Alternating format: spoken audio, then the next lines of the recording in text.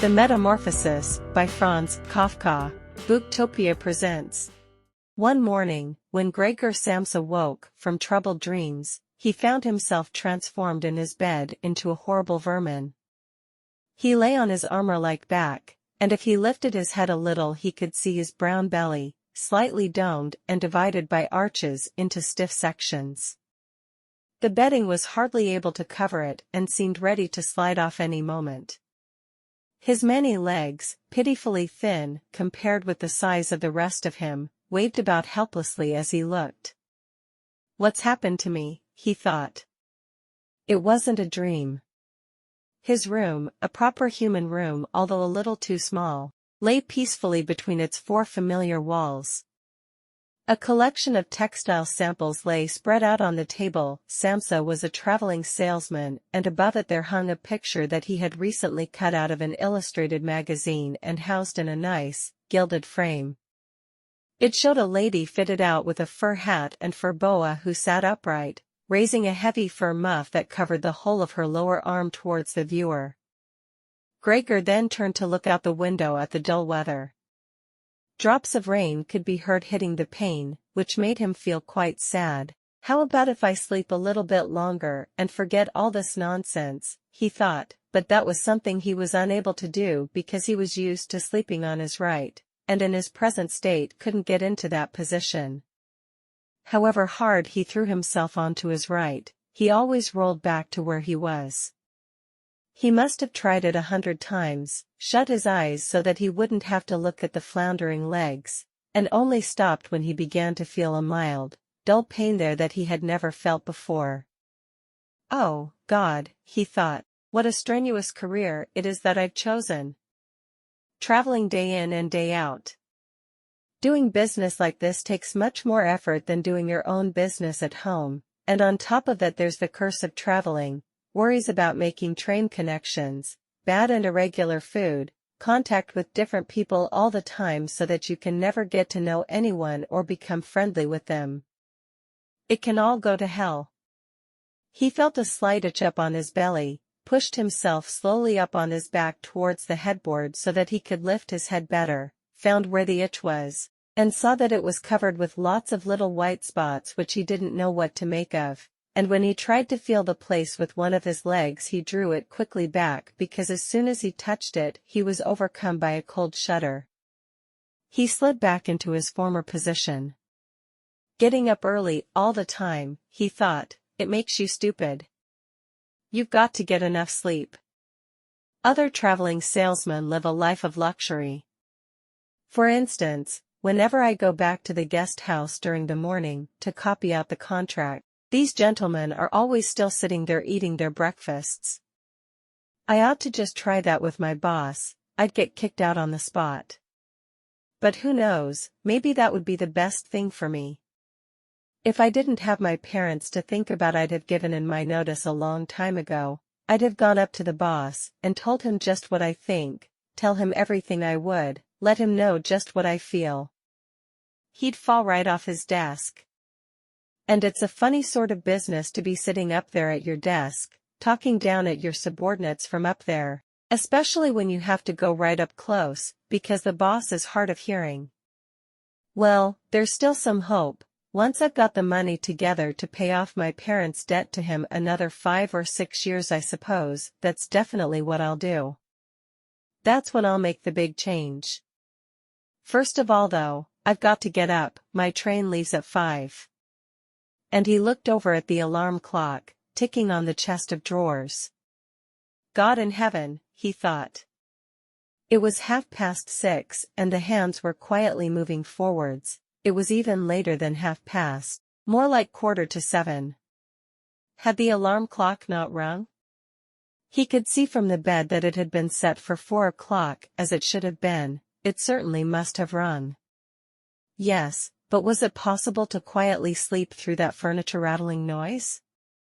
True, he had not slept peacefully, but probably all the more deeply because of that. What should he do now? The next train went at 7. If he were to catch that he would have to rush like mad and the collection of samples was still not packed, and he did not at all feel particularly fresh and lively. And even if he did catch the train, he would not avoid his boss's anger, as the office assistant would have been there to see the 5 o'clock train go. He would have put in his report about Gregor's not being there a long time ago. The office assistant was the boss's man, spineless, and with no understanding. What about if he reported sick? But that would be extremely strained and suspicious, as in 15 years of service, Gregor had never once yet been ill. His boss would certainly come round with the doctor from the medical insurance company, accuse his parents of having a lazy son, and accept the doctor's recommendation not to make any claim, as the doctor believed that no one was ever ill, but that many were work-shy. And what's more, would he have been entirely wrong in this case? Gregor did in fact, apart from excessive sleepiness after sleeping for so long, feel completely well and even felt much hungrier than usual.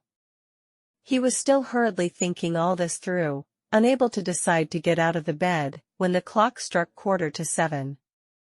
There was a cautious knock at the door near his head. "Gregor," somebody called. It was his mother. "It's 7:15. Didn't you want to go somewhere?" That gentle voice. Gregor was shocked when he heard his own voice answering. It could hardly be recognized as the voice he had had before.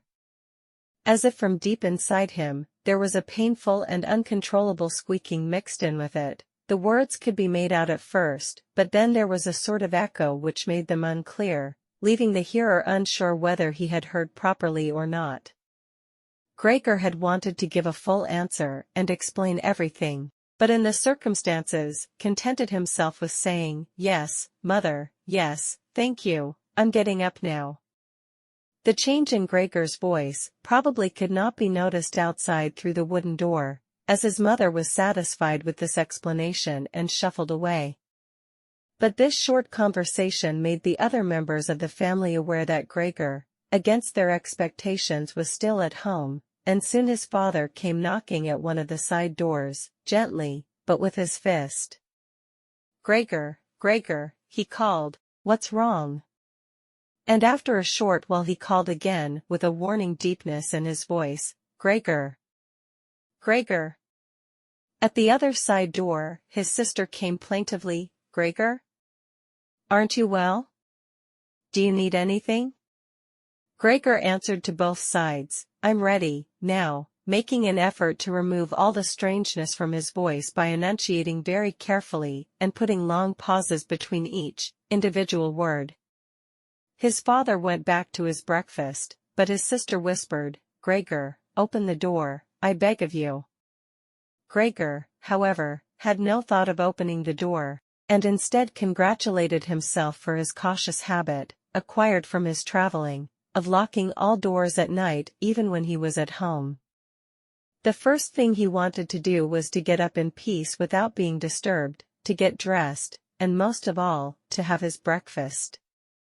Only then would he consider what to do next, as he was well aware that he would not bring his thoughts to any sensible conclusions by lying in bed. He remembered that he had often felt a slight pain in bed, perhaps caused by lying awkwardly, but that had always turned out to be pure imagination, and he wondered how his imaginings would slowly resolve themselves today. He did not have the slightest doubt that the change in his voice was nothing more than the first sign of a serious cold, which was an occupational hazard for traveling salesmen. It was a simple matter to throw off the covers. He only had to blow himself up a little and they fell off by themselves. But it became difficult after that, especially as he was so exceptionally broad. He would have used his arms and his hands to push himself up, but instead of them he only had all those little legs continuously moving in different directions, and which he was moreover unable to control. If he wanted to bend one of them, then that was the first one that would stretch itself out, and if he finally managed to do what he wanted with that leg, all the others seemed to be set free and would move about painfully. "This is something that can't be done in bed," Gregor said to himself, "so don't keep trying to do it."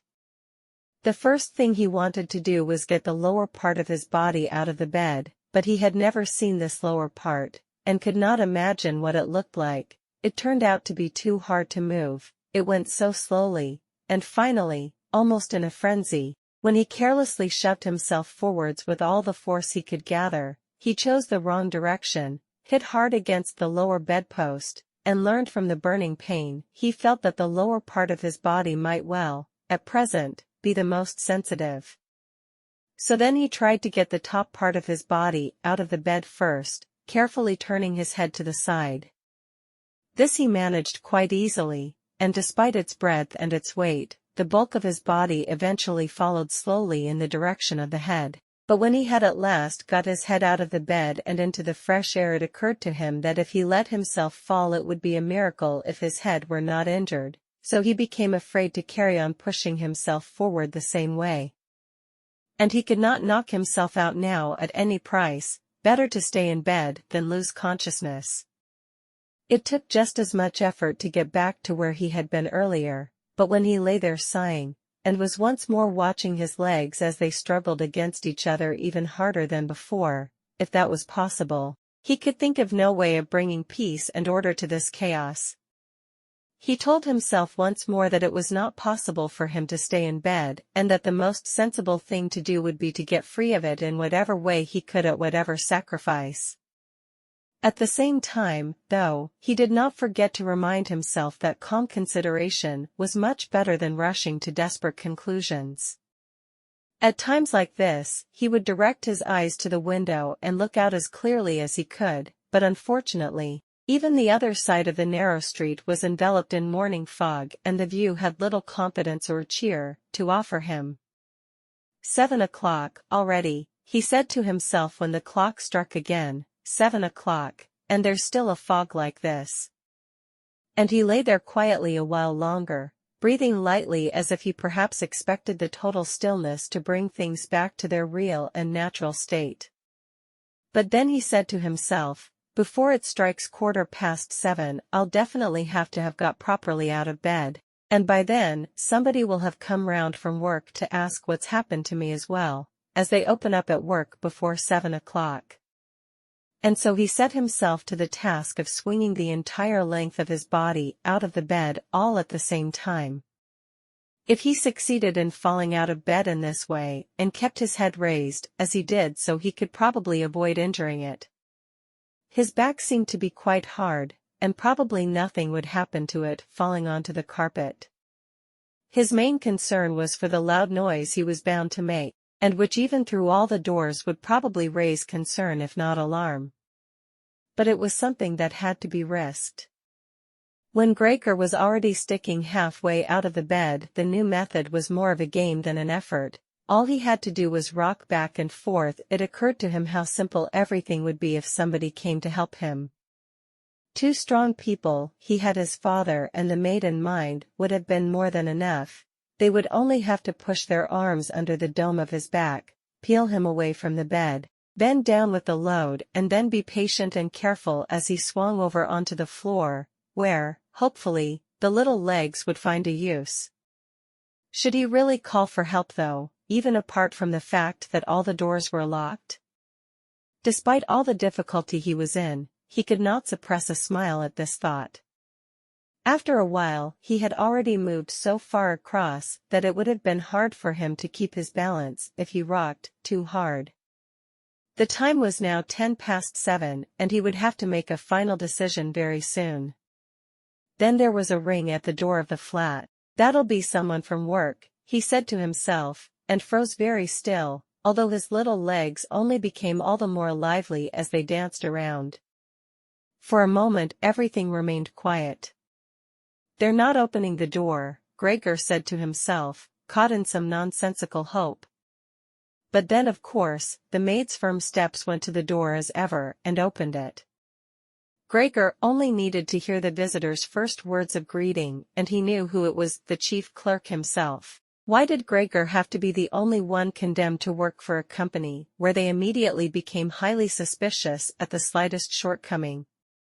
Were all employees, every one of them, louts? Was there not one of them who was faithful and devoted, who would go so mad with pangs of conscience that he couldn't get out of bed if he didn't spend at least a couple of hours in the morning on company business? Was it really not enough to let one of the trainees make inquiries, assuming inquiries were even necessary? Did the chief clerk have to come himself? And did they have to show the whole innocent family that this was so suspicious that only the chief clerk could be trusted to have the wisdom to investigate it? And more because these thoughts had made him upset than through any proper decision, he swung himself with all his force out of the bed. There was a loud thump, but it wasn't really a loud noise. His fall was softened a little by the carpet, and Gregor's back was also more elastic than he had thought, which made the sound muffled and not too noticeable. He had not held his head carefully enough, though, and hit it as he fell. Annoyed and in pain, he turned it and rubbed it against the carpet. "Something's fallen down in there," said the chief clerk in the room on the left. Gregor tried to imagine whether something of the sort that had happened to him today could ever happen to the chief clerk too. You had to concede that it was possible. But as if in gruff reply to this question, the chief clerk's firm footsteps in his highly polished boots could now be heard in the adjoining room. From the room on his right, Gregor's sister whispered to him to let him know, "Gregor, the chief clerk is here." "Yes, I know," said Gregor to himself, but without daring to raise his voice loud enough for his sister to hear him. "Gregor," said his father now from the room to his left, "the chief clerk has come round and wants to know why you didn't leave on the early train. We don't know what to say to him. And anyway, he wants to speak to you personally. So please open up this door. I'm sure he'll be good enough to forgive the untidiness of your room." Then the chief clerk called, "Good morning, Mr. Samsa." "He isn't well," said his mother to the chief clerk, while his father continued to speak through the door. "He isn't well, please believe me. Why else would Gregor have missed a train? The lad only ever thinks about the business. It nearly makes me cross the way he never goes out in the evenings. He's been in town for a week now, but stayed home every evening. He sits with us in the kitchen and just reads the paper or studies train timetables. His idea of relaxation is working with his fretsaw. He's made a little frame, for instance. It only took him 2 or 3 evenings. You'll be amazed how nice it is. It's hanging up in his room. You'll see it as soon as Gregor opens the door. Anyway, I'm glad you're here. We wouldn't have been able to get Gregor to open the door by ourselves. He's so stubborn, and I'm sure he isn't well. He said this morning that he is, but he isn't." "I'll be there in a moment," said Gregor slowly and thoughtfully, but without moving so that he would not miss any word of the conversation. "Well, I can't think of any other way of explaining it, Mrs. Samsa," said the chief clerk. "I hope it's nothing serious. But on the other hand, I must say that if we people in commerce ever become slightly unwell, then, fortunately or unfortunately as you like, we simply have to overcome it because of business considerations." "Can the chief clerk come in to see you now then?" asked his father impatiently, knocking at the door again. "No," said Gregor. In the room on his right there followed a painful silence. In the room on his left his sister began to cry. So why did his sister not go and join the others? She had probably only just got up and had not even begun to get dressed. And why was she crying? Was it because he had not got up and had not let the chief clerk in, because he was in danger of losing his job, and if that happened his boss would once more pursue their parents with the same demands as before? There was no need to worry about things like that yet. Gregor was still there and had not the slightest intention of abandoning his family. For the time being he just lay there on the carpet, and no one who knew the condition he was in would seriously have expected him to let the chief clerk in. It was only a minor discourtesy, and a suitable excuse could easily be found for it later on. It was not something for which Gregor could be sacked on the spot. And it seemed to Gregor much more sensible to leave him now in peace instead of disturbing him with talking at him and crying. But the others didn't know what was happening. They were worried that would excuse their behavior. The chief clerk now raised his voice. "Mr. Samsa," he called to him, "what is wrong? You barricade yourself in your room, give us no more than yes or no for an answer. You are causing serious and unnecessary concern to your parents and you fail, and I mention this just by the way, you fail to carry out your business duties in a way that is quite unheard of. I'm speaking here on behalf of your parents and of your employer, and really must request a clear and immediate explanation. I am astonished, quite astonished. I thought I knew you as a calm and sensible person, and now you suddenly seem to be showing off with peculiar whims. This morning, your employer did suggest a possible reason for your failure to appear. It's true, it had to do with the money that was recently entrusted to you, but I came near to giving him my word of honor that that could not be the right explanation. But now that I see your incomprehensible stubbornness, I no longer feel any wish whatsoever to intercede on your behalf. And nor is your position all that secure. I had originally intended to say all this to you in private, but since you cause me to waste my time here for no good reason, I don't see why your parents should not also learn of it. Your turnover has been very unsatisfactory of late. I grant you that it's not the time of year to do especially good business, we recognize that, but there simply is no time of year to do no business at all, Mr. Samsa, we cannot allow there to be. But sir, called Gregor, beside himself and forgetting all else in the excitement, I'll open up immediately. Just a moment. I'm slightly unwell, an attack of dizziness, I haven't been able to get up. I'm still in bed now. I'm quite fresh again now, though. I'm just getting out of bed. Just a moment. Be patient, it's not quite as easy as I'd thought. I'm quite all right now, though.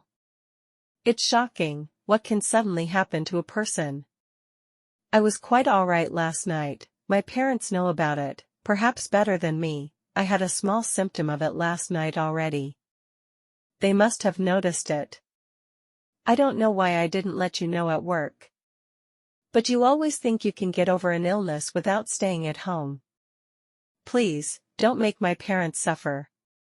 There's no basis for any of the accusations you're making. Nobody's ever said a word to me about any of these things. Maybe you haven't read the latest contracts I sent in.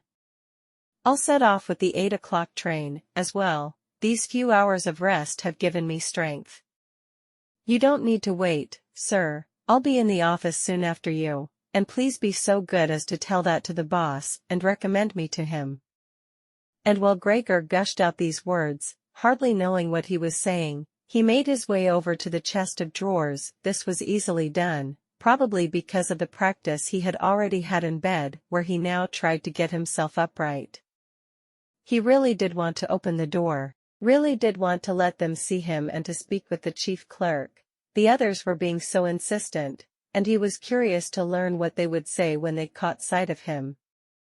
If they were shocked, then it would no longer be Gregor's responsibility, and he could rest. If, however, they took everything calmly, he would still have no reason to be upset, and if he hurried, he really could be at the station for 8 o'clock. The first few times he tried to climb up on the smooth chest of drawers, he just slid down again, but he finally gave himself one last swing and stood there upright. The lower part of his body was in serious pain, but he no longer gave any attention to it. Now he let himself fall against the back of a nearby chair and held tightly to the edges of it with his little legs. By now he had also calmed down, and kept quiet so that he could listen to what the chief clerk was saying. "Did you understand a word of all that?" the chief clerk asked his parents. "Surely he's not trying to make fools of us."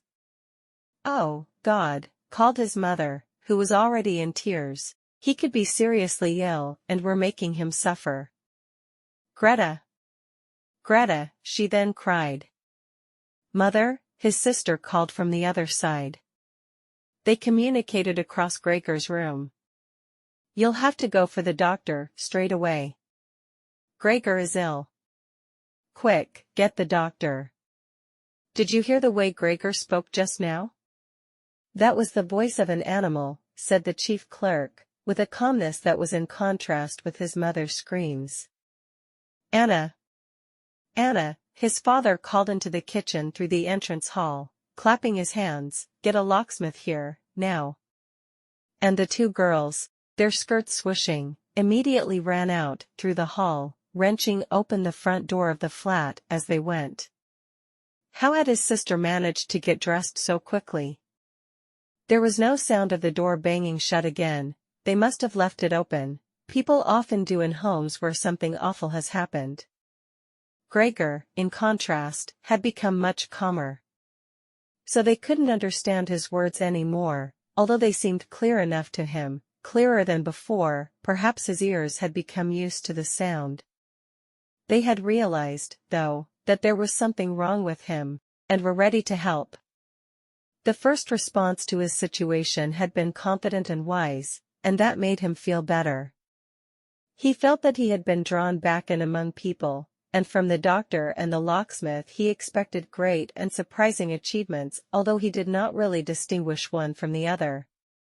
Whatever was said next would be crucial, so, in order to make his voice as clear as possible, he coughed a little, but taking care to do this not too loudly, as even this might well sound different from the way that a human coughs, and he was no longer sure he could judge this for himself.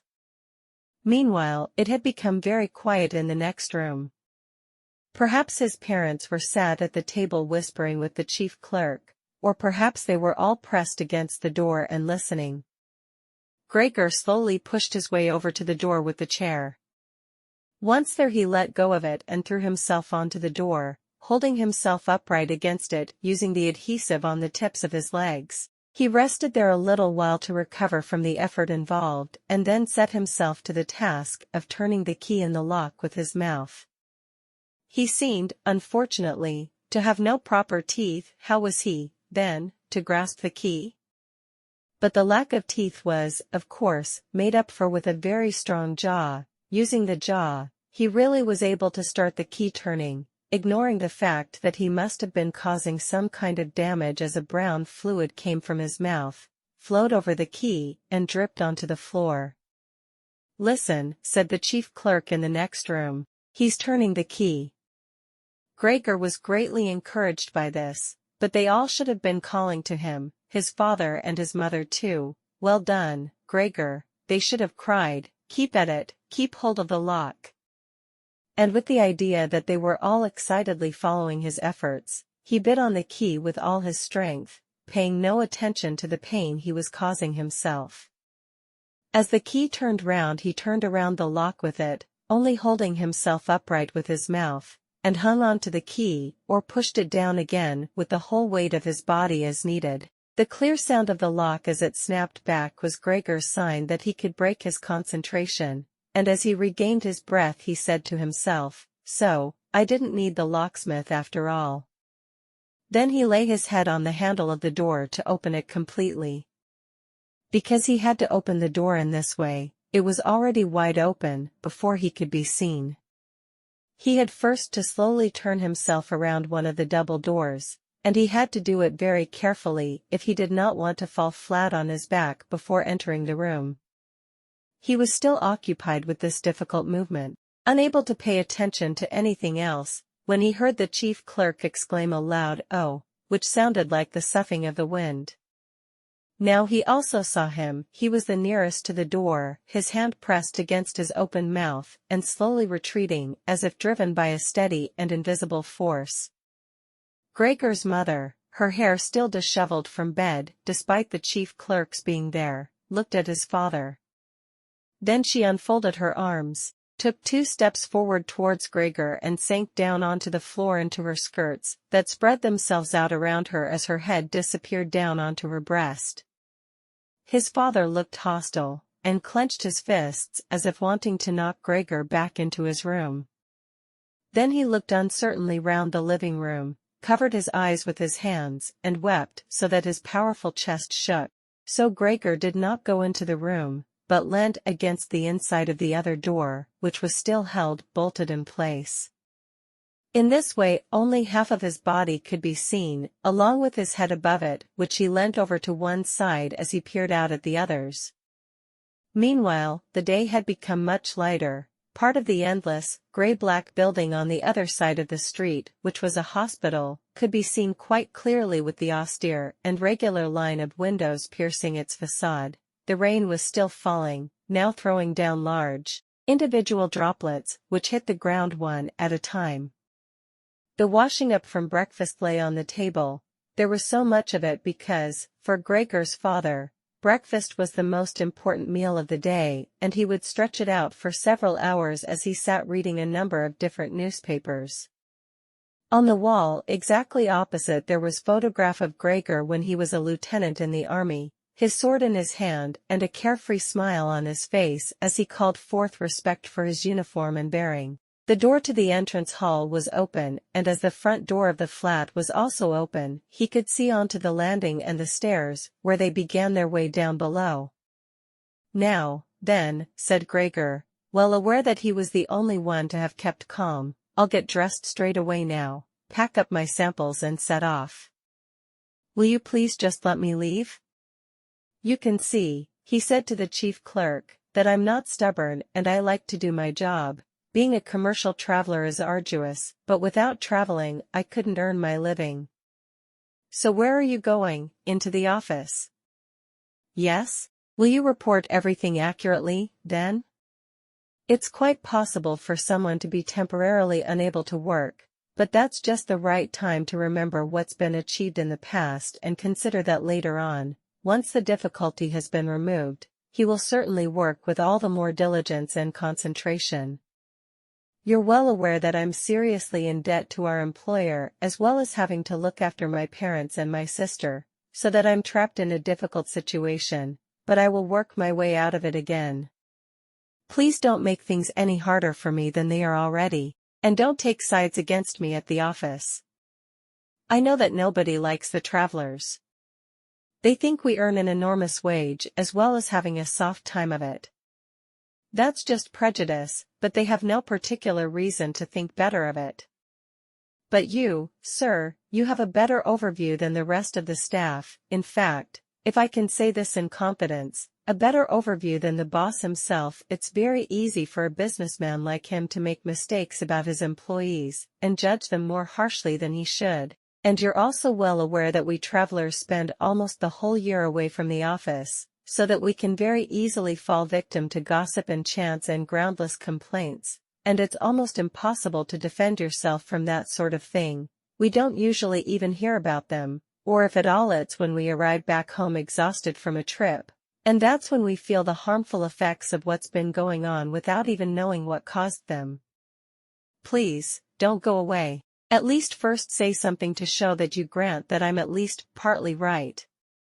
But the chief clerk had turned away as soon as Gregor had started to speak, and, with protruding lips, only stared back at him over his trembling shoulders as he left. He did not keep still for a moment while Gregor was speaking, but moved steadily towards the door without taking his eyes off him. He moved very gradually, as if there had been some secret prohibition on leaving the room. It was only when he had reached the entrance hall that he made a sudden movement, drew his foot from the living room, and rushed forward in a panic. In the hall, he stretched his right hand far out towards the stairway as if out there were some supernatural force waiting to save him. Gregor realized that it was out of the question to let the chief clerk go away in this mood if his position in the firm was not to be put into extreme danger. That was something his parents did not understand very well. Over the years, they had become convinced that this job would provide for Gregor for his entire life, and besides, they had so much to worry about at present that they had lost sight of any thought for the future. Gregor, though, did think about the future. The chief clerk had to be held back, calmed down, convinced and finally won over. The future of Gregor and his family depended on it. If only his sister were here. She was clever. She was already in tears while Gregor was still lying peacefully on his back. And the chief clerk was a lover of women. Surely she could persuade him. She would close the front door in the entrance hall and talk him out of his shocked state. But his sister was not there. Gregor would have to do the job himself. and without considering that he still was not familiar with how well he could move about in his present state, or that his speech still might not or probably would not be understood, he let go of the door, pushed himself through the opening, tried to reach the chief clerk on the landing, who, ridiculously, was holding on to the banister with both hands, but Gregor fell immediately over and, with a little scream as he sought something to hold on to, landed on his numerous little legs. Hardly had that happened then, for the first time that day, he began to feel all right with his body. The little legs had the solid ground under them. To his pleasure, they did exactly as he told them. They were even making the effort to carry him where he wanted to go, and he was soon believing that all his sorrows would soon be finally at an end. He held back the urge to move but swayed from side to side as he crouched there on the floor. His mother was not far away in front of him and seemed, at first, quite engrossed in herself, but then she suddenly jumped up with her arms outstretched and her fingers spread, shouting, "Help, for pity's sake, help!" The way she held her head suggested she wanted to see Gregor better, but the unthinking way she was hurrying backwards showed that she did not. She had forgotten that the table was behind her with all the breakfast things on it. When she reached the table she sat quickly down on it, without knowing what she was doing, without even seeming to notice that the coffee pot had been knocked over and a gush of coffee was pouring down onto the carpet. "Mother, mother," said Gregor gently, looking up at her. He had completely forgotten the chief clerk for the moment, but could not help himself snapping in the air, with his jaws at the sight of the flow of coffee.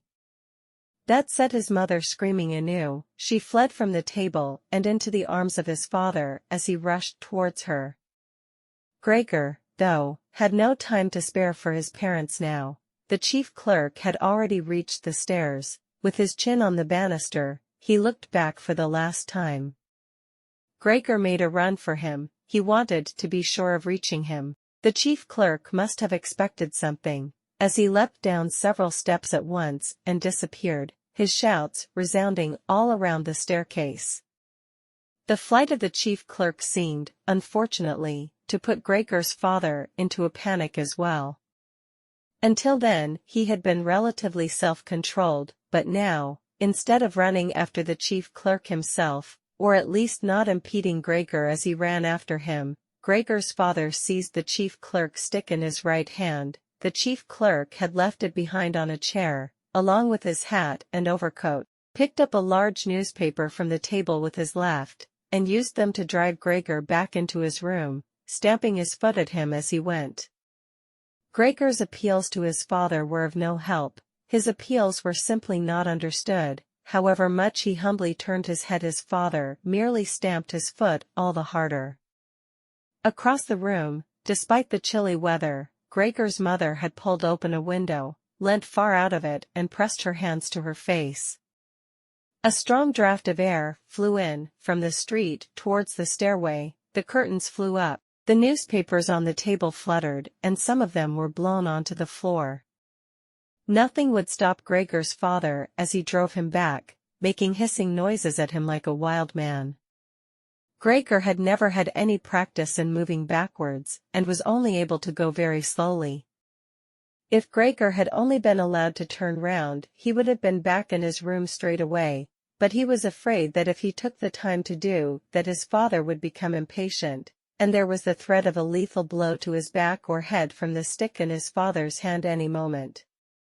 Eventually, though, Gregor realized that he had no choice as he saw, to his disgust, that he was quite incapable of going backwards in a straight line, so he began, as quickly as possible and with frequent anxious glances at his father, to turn himself round. It went very slowly, but perhaps his father was able to see his good intentions as he did nothing to hinder him. In fact now and then he used the tip of his stick to give directions from a distance as to which way to turn. If only his father would stop that unbearable hissing. It was making Gregor quite confused. When he had nearly finished turning round, still listening to that hissing, he made a mistake and turned himself back a little the way he had just come. He was pleased when he finally had his head in front of the doorway, but then saw that it was too narrow, and his body was too broad to get through it without further difficulty. In his present mood, it obviously did not occur to his father to open the other of the double doors so that Gregor would have enough space to get through. He was merely fixed on the idea that Gregor should be got back into his room as quickly as possible. Nor would he ever have allowed Gregor the time to get himself upright as preparation for getting through the doorway. What he did, making more noise than ever, was to drive Gregor forwards all the harder as if there had been nothing in the way. It sounded to Gregor as if there was now more than one father behind him. It was not a pleasant experience, and Gregor pushed himself into the doorway without regard for what might happen. One side of his body lifted itself. He lay at an angle in the doorway, one flank scraped on the white door and was painfully injured, leaving vile brown flecks on it. Soon he was stuck fast and would not have been able to move at all by himself. The little legs along one side hung quivering in the air while those on the other side were pressed painfully against the ground. Then his father gave him a hefty shove from behind which released him from where he was held and sent him flying, and heavily bleeding, deep into his room. The door was slammed shut with the stick. Then, finally, all was quiet. It was not until it was getting dark that evening that Gregor awoke from his deep and coma-like sleep. He would have woken soon afterwards anyway, even if he hadn't been disturbed, as he had had enough sleep and felt fully rested. But he had the impression that some hurried steps, and the sound of the door leading into the front room, being carefully shut, had woken him. The light from the electric street lamps shone palely here and there onto the ceiling and tops of the furniture, but down below, where Gregor was, it was dark. He pushed himself over to the door, feeling his way clumsily with his antennae, of which he was now beginning to learn the value, in order to see what had been happening there. The whole of his left side seemed like one painfully stretched scar, and he limped badly on his 2 rows of legs. One of the legs had been badly injured in the events of that morning. It was nearly a miracle that only one of them had been and dragged along lifelessly. It was only when he had reached the door that he realized what it actually was that had drawn him over to it. It was the smell of something to eat. By the door there was a dish filled with sweetened milk, with little pieces of white bread floating in it. He was so pleased he almost laughed, as he was even hungrier than he had been that morning, and immediately dipped his head into the milk, nearly covering his eyes with it. But he soon drew his head back again in disappointment. Not only did the pain in his tender left side make it difficult to eat the food he was only able to eat if his whole body worked together as a snuffling whole, but the milk did not taste at all nice. Milk like this was normally his favorite drink, and his sister had certainly left it there for him because of that, but he turned, almost against his own will, away from the dish and crawled back into the center of the room. Through the crack in the door, Gregor could see that the gas had been lit in the living room. His father at this time would normally be sat with his evening paper, reading it out in a loud voice to Gregor's mother, and sometimes to his sister, but there was now not a sound to be heard.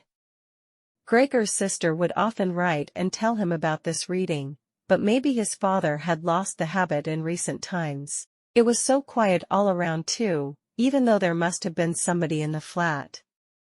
"What a quiet life it is the family lead," said Gregor to himself, and, gazing into the darkness, felt a great pride that he was able to provide a life like that in such a nice home for his sister and parents.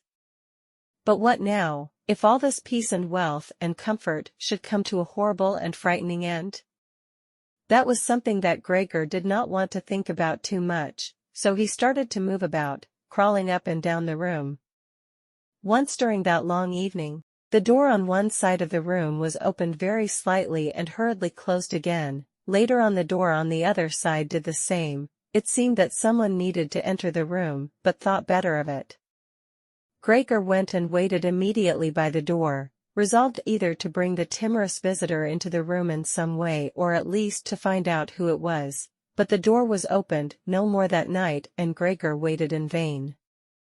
The previous morning while the doors were locked everyone had wanted to get in there to him, but now, Now that he had opened up one of the doors and the other had clearly been unlocked some time during the day, no one came, and the keys were in the other sides. It was not until late at night that the gaslight in the living room was put out, and now it was easy to see that his parents and sister had stayed awake all that time, as they all could be distinctly heard as they went away together on tiptoe. It was clear that no one would come into Gregor's room any more until morning.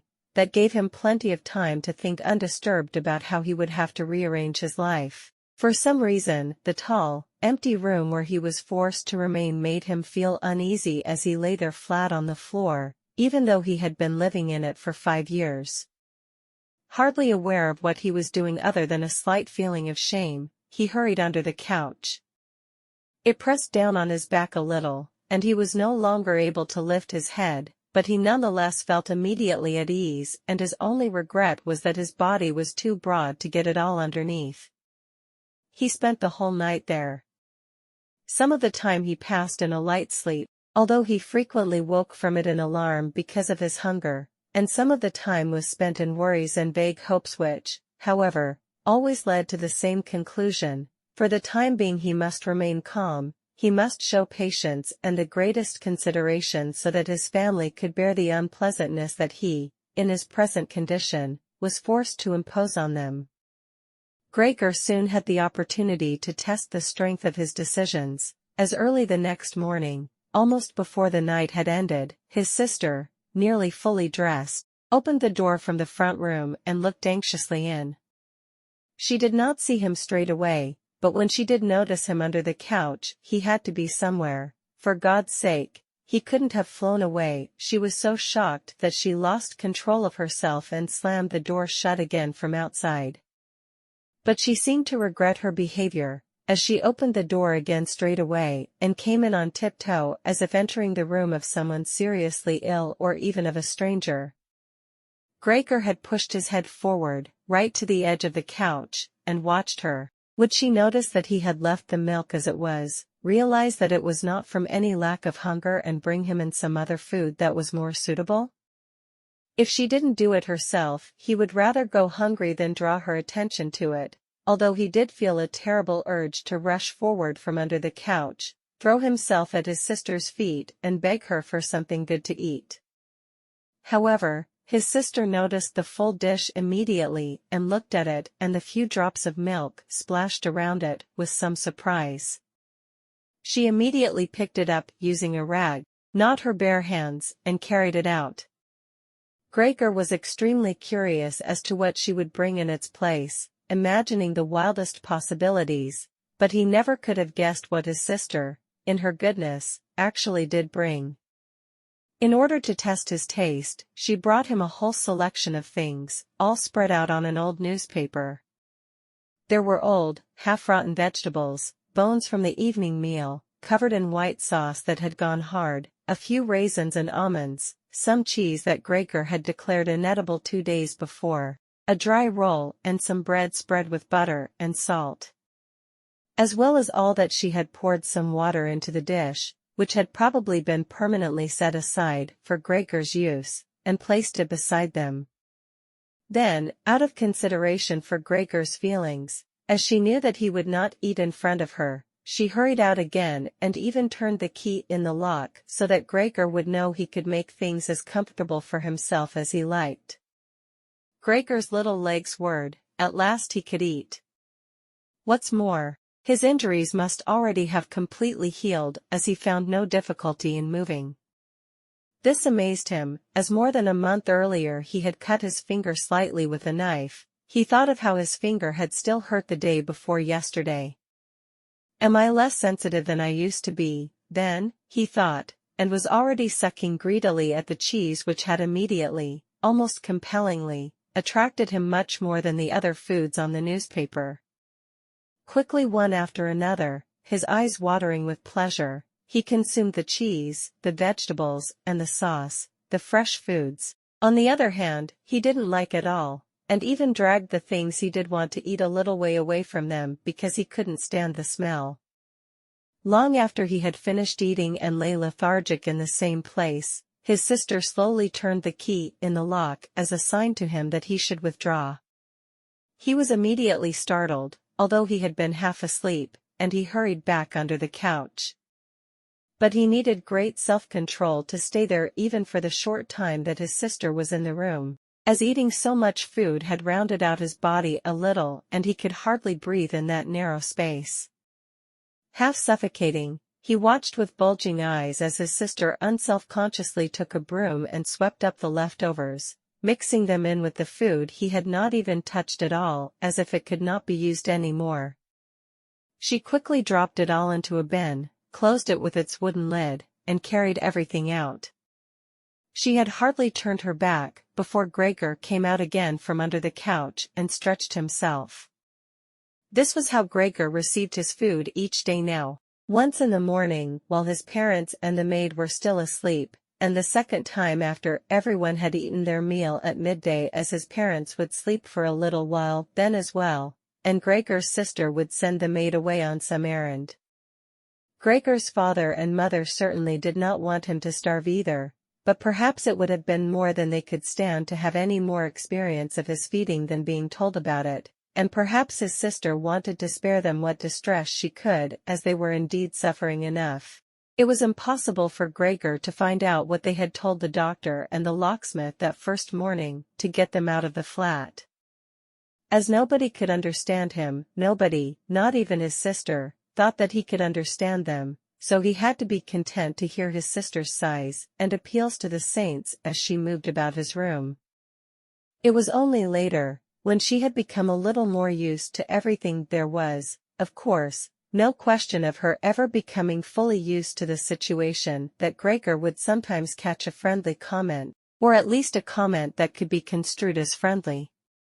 "He's enjoyed his dinner today," she might say when he had diligently cleared away all the food left for him, or if he left most of it, which slowly became more and more frequent, she would often say, sadly, "Now everything's just been left there again." Although Gregor wasn't able to hear any news directly, he did listen to much of what was said in the next rooms, and whenever he heard anyone speaking, he would scurry straight to the appropriate door and press his whole body against it. There was seldom any conversation, especially at first, that was not about him in some way, even if only in secret.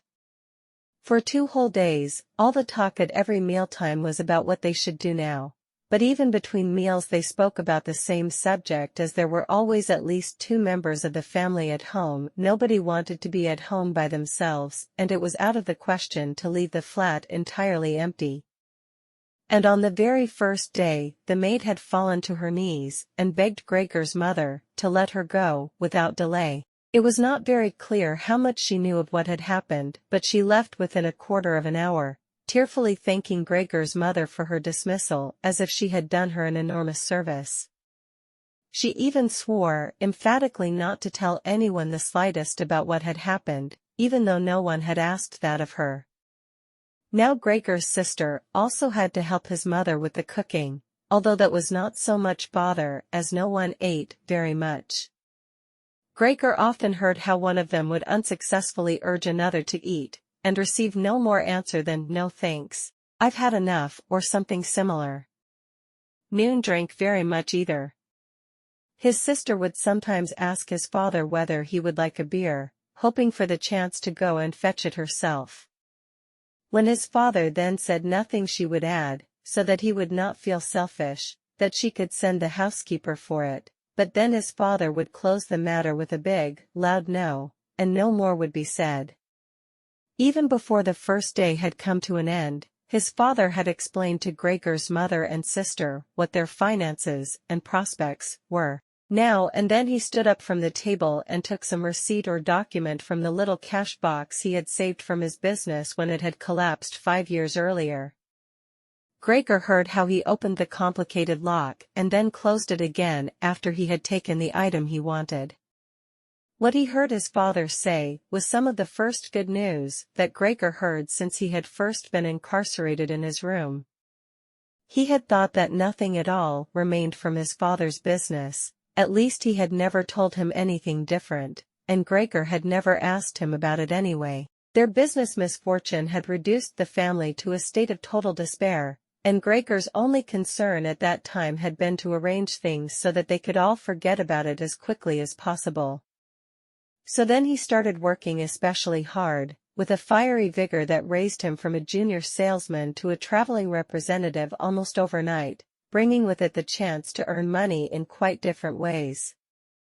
Gregor converted his success at work straight into cash that he could lay on the table at home for the benefit of his astonished and delighted family. They had been good times and they had never come again, at least not with the same splendor, even though Gregor had later earned so much that he was in a position to bear the costs of the whole family, and did bear them. They had even got used to it, both Gregor and the family. They took the money with gratitude and he was glad to provide it, although there was no longer much warm affection given in return. Gregor only remained close to his sister now. Unlike him, she was very fond of music and a gifted and expressive violinist. It was his secret plan to send her to the conservatory next year, even though it would cause great expense that would have to be made up for in some other way.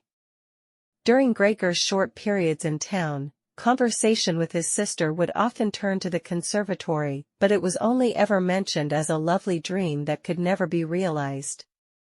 Their parents did not like to hear this innocent talk, but Gregor thought about it quite hard and decided he would let them know what he planned with a grand announcement of it on Christmas Day. That was the sort of totally pointless thing that went through his mind in his present state, pressed upright against the door and listening. There were times when he simply became too tired to continue listening, when his head would fall wearily against the door and he would pull it up again with a start, as even the slightest noise he caused would be heard next door and they would all go silent. "What's that he's doing now?" his father would say after a while, clearly having gone over to the door, and only then would the interrupted conversation slowly be taken up again. When explaining things, his father repeated himself several times, partly because it was a long time since he had been occupied with these matters himself and partly because Gregor's mother did not understand everything the first time. From these repeated explanations, Gregor learned, to his pleasure, that despite all their misfortunes, there was still some money available from the old days. It was not a lot, but it had not been touched in the meantime and some interest had accumulated. Besides that, they had not been using up all the money that Gregor had been bringing home every month, keeping only a little for himself, so that, too, had been accumulating. Behind the door, Gregor nodded with enthusiasm in his pleasure at this unexpected thrift and caution. He could actually have used this surplus money to reduce his father's debt to his boss, and the day when he could have freed himself from that job would have come much closer. But now it was certainly better the way his father had done things.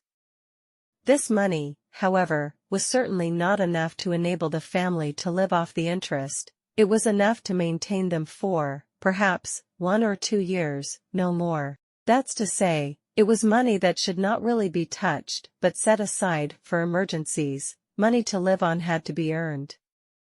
His father was healthy but old, and lacking in self-confidence. During the 5 years that he had not been working, the first holiday in a life that had been full of strain and no success, he had put on a lot of weight and become very slow and clumsy. Would Gregor's elderly mother now have to go and earn money? She suffered from asthma, and it was a strain for her just to move about the home. Every other day would be spent struggling for breath on the sofa by the open window. Would his sister have to go and earn money? She was still a child of 17, her life up till then had been very enviable, consisting of wearing nice clothes, sleeping late, helping out in the business, joining in with a few modest pleasures, and most of all playing the violin. Whenever they began to talk of the need to earn money, Gregor would always first let go of the door and then throw himself onto the cool, leather sofa next to it, as he became quite hot with shame and regret. He would often lie there the whole night through, not sleeping a wink, but scratching at the leather for hours on end. Or he might go to all the effort of pushing a chair to the window, climbing up onto the sill and, propped up in the chair, leaning on the window to stare out of it.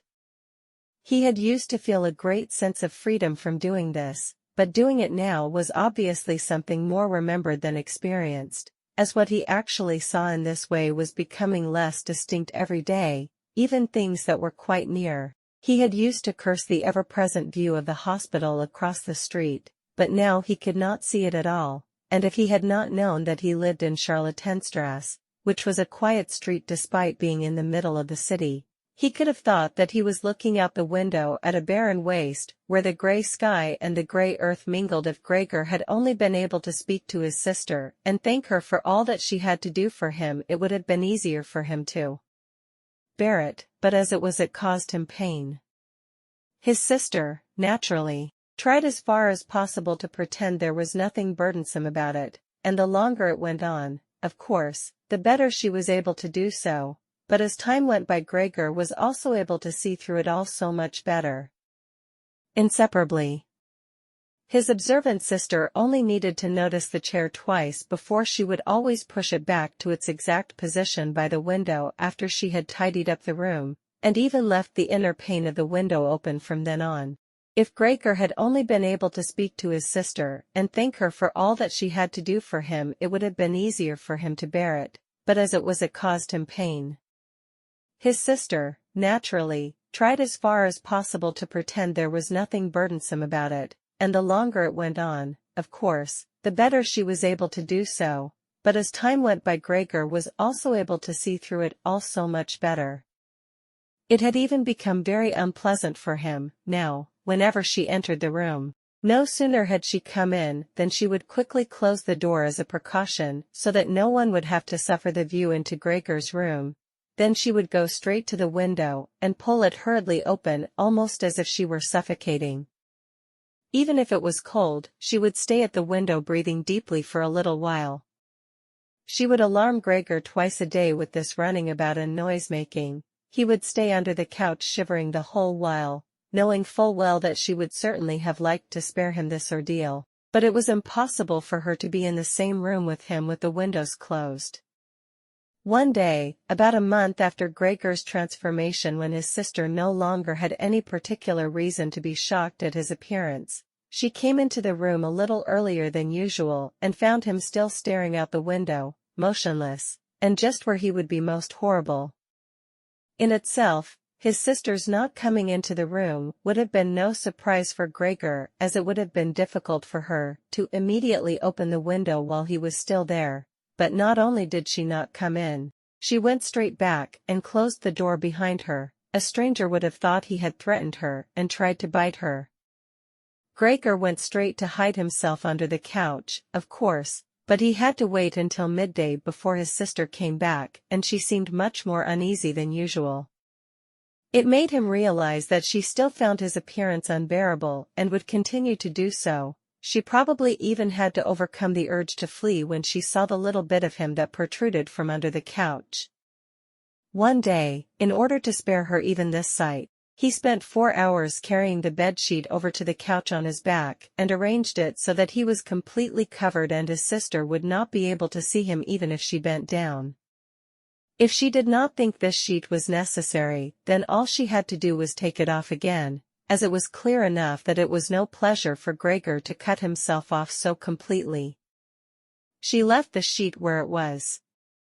Gregor even thought he glimpsed a look of gratitude one time when he carefully looked out from under the sheet to see how his sister liked the new arrangement. For the first 14 days, Gregor's parents could not bring themselves to come into the room to see him. He would often hear them say how they appreciated all the new work his sister was doing, even though, before, they had seen her as a girl who was somewhat useless and frequently been annoyed with her. But now the two of them, father and mother, would often both wait outside the door of Gregor's room while his sister tidied up in there, and as soon as she went out again, she would have to tell them exactly how everything looked, what Gregor had eaten, how he had behaved this time, and whether, perhaps, any slight improvement could be seen. His mother also wanted to go in and visit Gregor relatively soon, but his father and sister at first persuaded her against it. Gregor listened very closely to all this, and approved fully. Later, though, she had to be held back by force, which made her call out, "Let me go and see Gregor, he is my unfortunate son. Can't you understand I have to see him?" And Gregor would think to himself that maybe it would be better if his mother came in, not every day of course, but one day a week, perhaps. She could understand everything much better than his sister who, for all her courage, was still just a child after all, and really might not have had an adult's appreciation of the burdensome job she had taken on. Gregor's wish to see his mother was soon realized.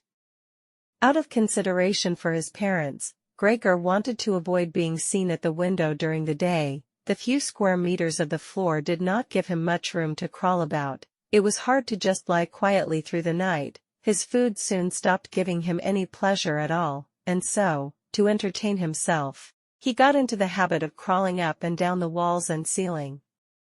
He was especially fond of hanging from the ceiling. It was quite different from lying on the floor. He could breathe more freely, his body had a light swing to it, and up there, relaxed and almost happy, it might happen that he would surprise even himself by letting go of the ceiling and landing on the floor with a crash. But now, of course, he had far better control of his body than before and, even with a fall as great as that, caused himself no damage. Very soon his sister noticed Gregor's new way of entertaining himself. He had, after all, left traces of the adhesive from his feet as he crawled about and got it into her head to make it as easy as possible for him by removing the furniture that got in his way, especially the chest of drawers and the desk. Now, this was not something that she would be able to do by herself. She did not dare to ask for help from her father. The 16-year-old maid had carried on bravely since the cook had left, but she certainly would not have helped in this. She had even asked to be allowed to keep the kitchen locked at all times, and never to have to open the door unless it was especially important, so his sister had no choice but to choose some time when Gregor's father was not there and fetch his mother to help her. As she approached the room, Gregor could hear his mother express her joy, but once at the door she went silent. First, of course, his sister came in and looked round to see that everything in the room was all right, and only then did she let her mother enter. Gregor had hurriedly pulled the sheet down lower over the couch and put more folds into it so that everything really looked as if it had just been thrown down by chance. Gregor also refrained, this time, from spying out from under the sheet. He gave up the chance to see his mother until later and was simply glad that she had come. "You can come in, he can't be seen," said his sister, obviously leading her in by the hand. The old chest of drawers was too heavy for a pair of feeble women to be heaving about, but Gregor listened as they pushed it from its place. His sister always taking on the heaviest part of the work for herself and ignoring her mother's warnings that she would strain herself. This lasted a very long time.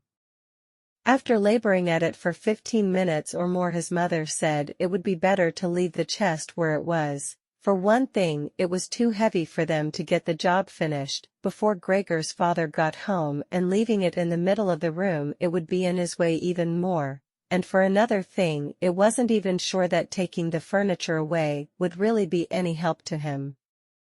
She thought just the opposite. The sight of the bare walls saddened her right to her heart, and why wouldn't Gregor feel the same way about it? He'd been used to this furniture in his room for a long time, and it would make him feel abandoned to be in an empty room like that. Then, quietly, almost whispering as if wanting Gregor, whose whereabouts she did not know, to hear not even the tone of her voice, as she was convinced that he did not understand her words, she added, "And by taking the furniture away, won't it seem like we're showing that we've given up all hope of improvement and we're abandoning him to cope for himself? I think it'd be best to leave the room exactly the way it was before, so that when Gregor comes back to us again, he'll find everything unchanged, and he'll be able to forget the time in between all the easier." Hearing these words from his mother made Gregor realize that the lack of any direct human communication, along with the monotonous life led by the family during these 2 months, must have made him confused. He could think of no other way of explaining to himself why he had seriously wanted his room emptied out. Had he really wanted to transform his room into a cave, a warm room fitted out with the nice furniture he had inherited? That would have let him crawl around unimpeded in any direction, but it would also have let him quickly forget his past when he had still been human. He had come very close to forgetting, and it had only been the voice of his mother, unheard for so long, that had shaken him out of it. Nothing should be removed, everything had to stay. He could not do without the good influence the furniture had on his condition, and if the furniture made it difficult for him to crawl about mindlessly, that was not a loss but a great advantage. His sister, unfortunately, did not agree. She had become used to the idea, not without reason, that she was Gregor's spokesman to his parents about the things that concerned him. This meant that his mother's advice now was sufficient reason for her to insist on removing not only the chest of drawers and the desk, as she had thought at first, but all the furniture apart from the all-important couch. It was more than childish perversity, of course, or the unexpected confidence she had recently acquired, that made her insist. She had indeed noticed that Gregor needed a lot of room to crawl about in, whereas the furniture, as far as anyone could see, was of no use to him at all. Girls of that age, though, do become enthusiastic about things, and feel they must get their way whenever they can. Perhaps this was what tempted Greta to make Gregor's situation seem even more shocking than it was, so that she could do even more for him. Greta would probably be the only one who would dare enter a room dominated by Gregor, crawling about the bare walls by himself. So she refused to let her mother dissuade her. Gregor's mother already looked uneasy in his room. She soon stopped speaking and helped Gregor's sister to get the chest of drawers out with what strength she had.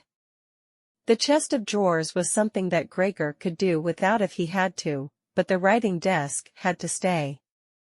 Hardly had the two women pushed the chest of drawers, groaning, out of the room than Gregor poked his head out from under the couch to see what he could do about it. He meant to be as careful and considerate as he could, but, unfortunately, it was his mother who came back first, while Greta in the next room had her arms round the chest, pushing and pulling at it from side to side by herself without, of course, moving it an inch. His mother was not used to the sight of Gregor. He might have made her ill, so Gregor hurried backwards to the far end of the couch. In his startlement, though, he was not able to prevent the sheet at its front from moving a little. It was enough to attract his mother's attention. She stood very still, remained there a moment, and then went back out to Greta. Gregor kept trying to assure himself that nothing unusual was happening. It was just a few pieces of furniture being moved after all, but he soon had to admit that the women going to and fro, their little calls to each other, the scraping of the furniture on the floor, all these things made him feel as if he were being assailed from all sides. With his head and legs pulled in against him and his body pressed to the floor, he was forced to admit to himself that he could not stand all of this much longer. They were emptying his room out, taking away everything that was dear to him. They had already taken out the chest containing his fret saw and other tools. Now they threatened to remove the writing desk with its place clearly worn into the floor, the desk where he had done his homework as a business trainee, at high school, even while he had been at infant school. He really could not wait any longer to see whether the two women's intentions were good. He had nearly forgotten they were there anyway, as they were now too tired to say anything while they worked, and he could only hear their feet as they stepped heavily on the floor.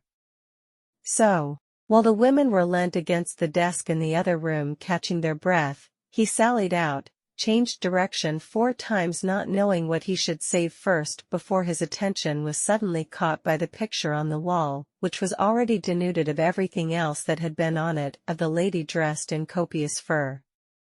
He hurried up onto the picture and pressed himself against its glass. It held him firmly, and felt good on his hot belly. This picture at least, now totally covered by Gregor, would certainly be taken away by no one. He turned his head to face the door into the living room so that he could watch the women when they came back. They had not allowed themselves a long rest and came back quite soon. Greta had put her arm around her mother and was nearly carrying her. "What shall we take now, then?" said Greta, and looked around. Her eyes met those of Gregor on the wall. Perhaps only because her mother was there, she remained calm, bent her face to her so that she would not look round and said, albeit hurriedly and with a tremor in her voice, "Come on, let's go back in the living room for a while." Gregor could see what Greta had in mind. She wanted to take her mother somewhere safe and then chase him down from the wall. Well, she could certainly try it. He sat unyielding on his picture. He would rather jump at Greta's face. But Greta's words had made her mother quite worried. She stepped to one side, saw the enormous brown patch against the flowers of the wallpaper, and before she even realized it was Gregor that she saw, screamed, "Oh God, oh God." Arms outstretched, she fell onto the couch as if she had given up everything and stayed there immobile. "Gregor," shouted his sister, glowering at him and shaking her fist. That was the first word she had spoken to him directly since his transformation. She ran into the other room to fetch some kind of smelling salts to bring her mother out of her faint. Gregor wanted to help too. He could save his picture later, although he stuck fast to the glass and had to pull himself off by force.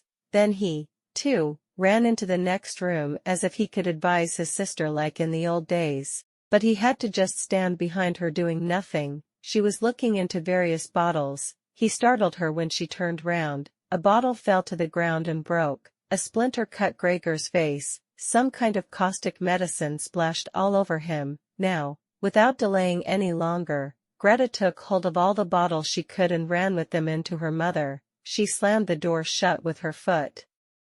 So now Gregor was shut out from his mother, who, because of him, might be near to death. He could not open the door if he did not want to chase his sister away, and she had to stay with his mother. There was nothing for him to do but wait, and, oppressed with anxiety and self-reproach, he began to crawl about. He crawled over everything, walls, furniture, ceiling, and finally in his confusion as the whole room began to spin around him he fell down into the middle of the dinner table. He lay there for a while, numb and immobile. All around him it was quiet. Maybe that was a good sign. Then there was someone at the door. The maid, of course, had locked herself in her kitchen so that Greta would have to go and answer it. His father had arrived home. "What's happened?" were his first words. Greta's appearance must have made everything clear to him. She answered him with subdued voice, and openly pressed her face into his chest. "Mother's fainted, but she's better now." Gregor got out. "Just as I expected," said his father, "just as I always said, but you women wouldn't listen, would you?" It was clear to Gregor that Greta had not said enough and that his father took it to mean that something bad had happened, that he was responsible for some act of violence. That meant Gregor would now have to try to calm his father, as he did not have the time to explain things to him even if that had been possible. So he fled to the door of his room and pressed himself against it so that his father, when he came in from the hall, could see straight away that Gregor had the best intentions and would go back into his room without delay, that it would not be necessary to drive him back, but that they had only to open the door and he would disappear. His father, though, was not in the mood to notice subtleties like that. "Ah," he shouted as he came in, sounding as if he were both angry and glad at the same time. Gregor drew his head back from the door and lifted it towards his father. He really had not imagined his father the way he stood there now. Of late, with his new habit of crawling about, he had neglected to pay attention to what was going on the rest of the flat the way he had done before. He really ought to have expected things to have changed, but still, was that really his father? The same tired man as used to be laying there entombed in his bed when Gregor came back from his business trips, who would receive him sitting in the armchair in his nightgown when he came back in the evenings, who was hardly even able to stand up, but, as a sign of his pleasure, would just raise his arms, and who, on the couple of times a year when they went for a walk together on a Sunday or public holiday wrapped up tightly in his overcoat between Gregor and his mother, would always labor his way forward a little more slowly than them, who were already walking slowly for his sake, who would place his stick down carefully and, if he wanted to say something, would invariably stop and gather his companions around him.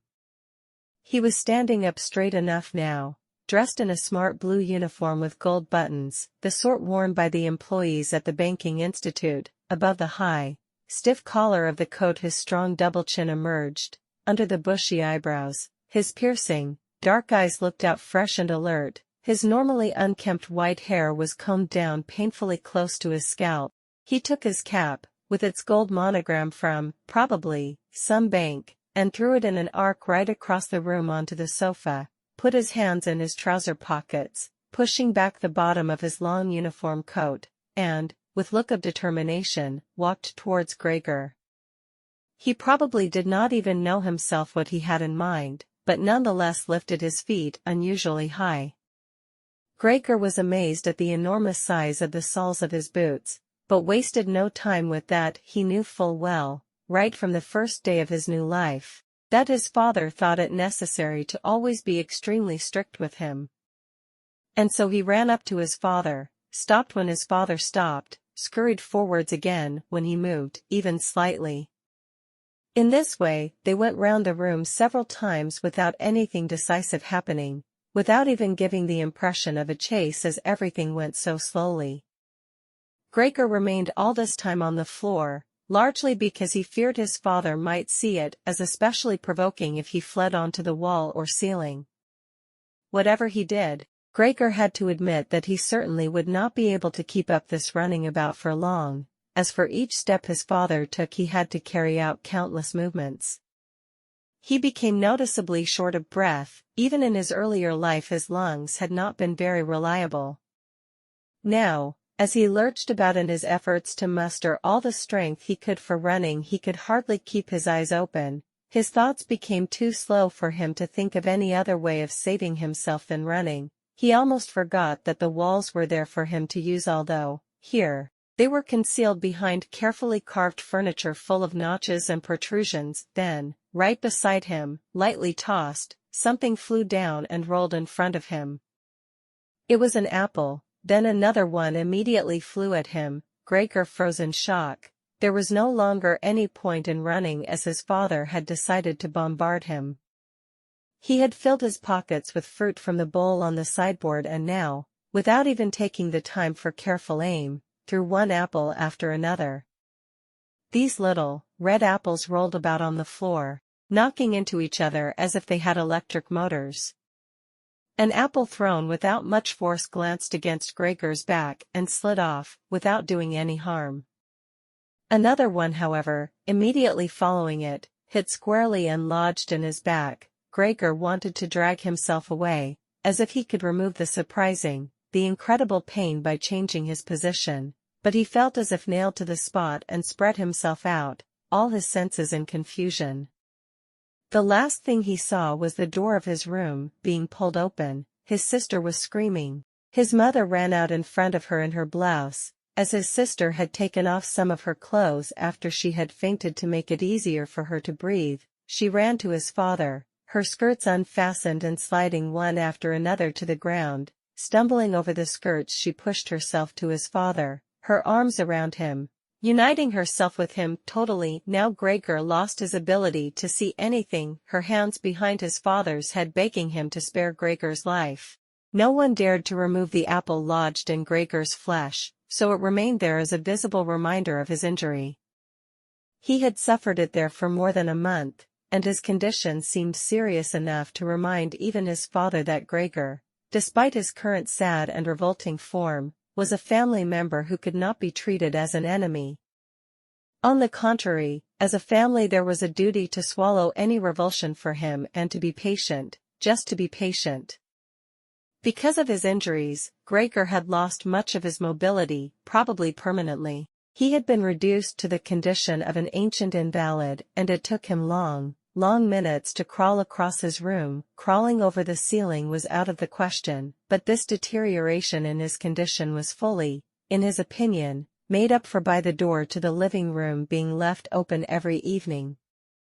He got into the habit of closely watching it for 1 or 2 hours before it was opened, and then, lying in the darkness of his room where he could not be seen from the living room, he could watch the family in the light of the dinner table and listen to their conversation, with everyone's permission, in a way, and thus quite differently from before.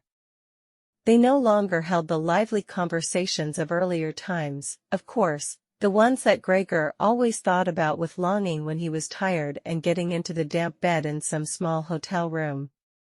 All of them were usually very quiet nowadays. Soon after dinner, his father would go to sleep in his chair. His mother and sister would urge each other to be quiet. His mother, bent deeply under the lamp, would sew fancy underwear for a fashion shop. His sister, who had taken a sales job, learned shorthand and French in the evenings so that she might be able to get a better position later on. Sometimes his father would wake up and say to Gregor's mother, "You're doing so much sewing again today," as if he did not know that he had been dozing, and then he would go back to sleep again, while mother and sister would exchange a tired grin. With a kind of stubbornness, Gregor's father refused to take his uniform off even at home. While his nightgown hung unused on its peg, Gregor's father would slumber where he was, fully dressed, as if always ready to serve and expecting to hear the voice of his superior even here. The uniform had not been new to start with, but as a result of this it slowly became even shabbier, despite the efforts of Gregor's mother and sister to look after it. Gregor would often spend the whole evening looking at all the stains on this coat, with its gold buttons always kept polished and shiny, while the old man in it would sleep, highly uncomfortable but peaceful. As soon as it struck 10, Gregor's mother would speak gently to his father to wake him and try to persuade him to go to bed, as he couldn't sleep properly where he was, and he really had to get his sleep if he was to be up at 6 to get to work. But since he had been in work, he had become more obstinate and would always insist on staying longer at the table, even though he regularly fell asleep, and it was then harder than ever to persuade him to exchange the chair for his bed. Then, however much mother and sister would importune him with little reproaches and warnings, he would keep slowly shaking his head for a quarter of an hour with his eyes closed and refusing to get up. Gregor's mother would tug at his sleeve, whisper endearments into his ear. Gregor's sister would leave her work to help her mother, but nothing would have any effect on him. He would just sink deeper into his chair.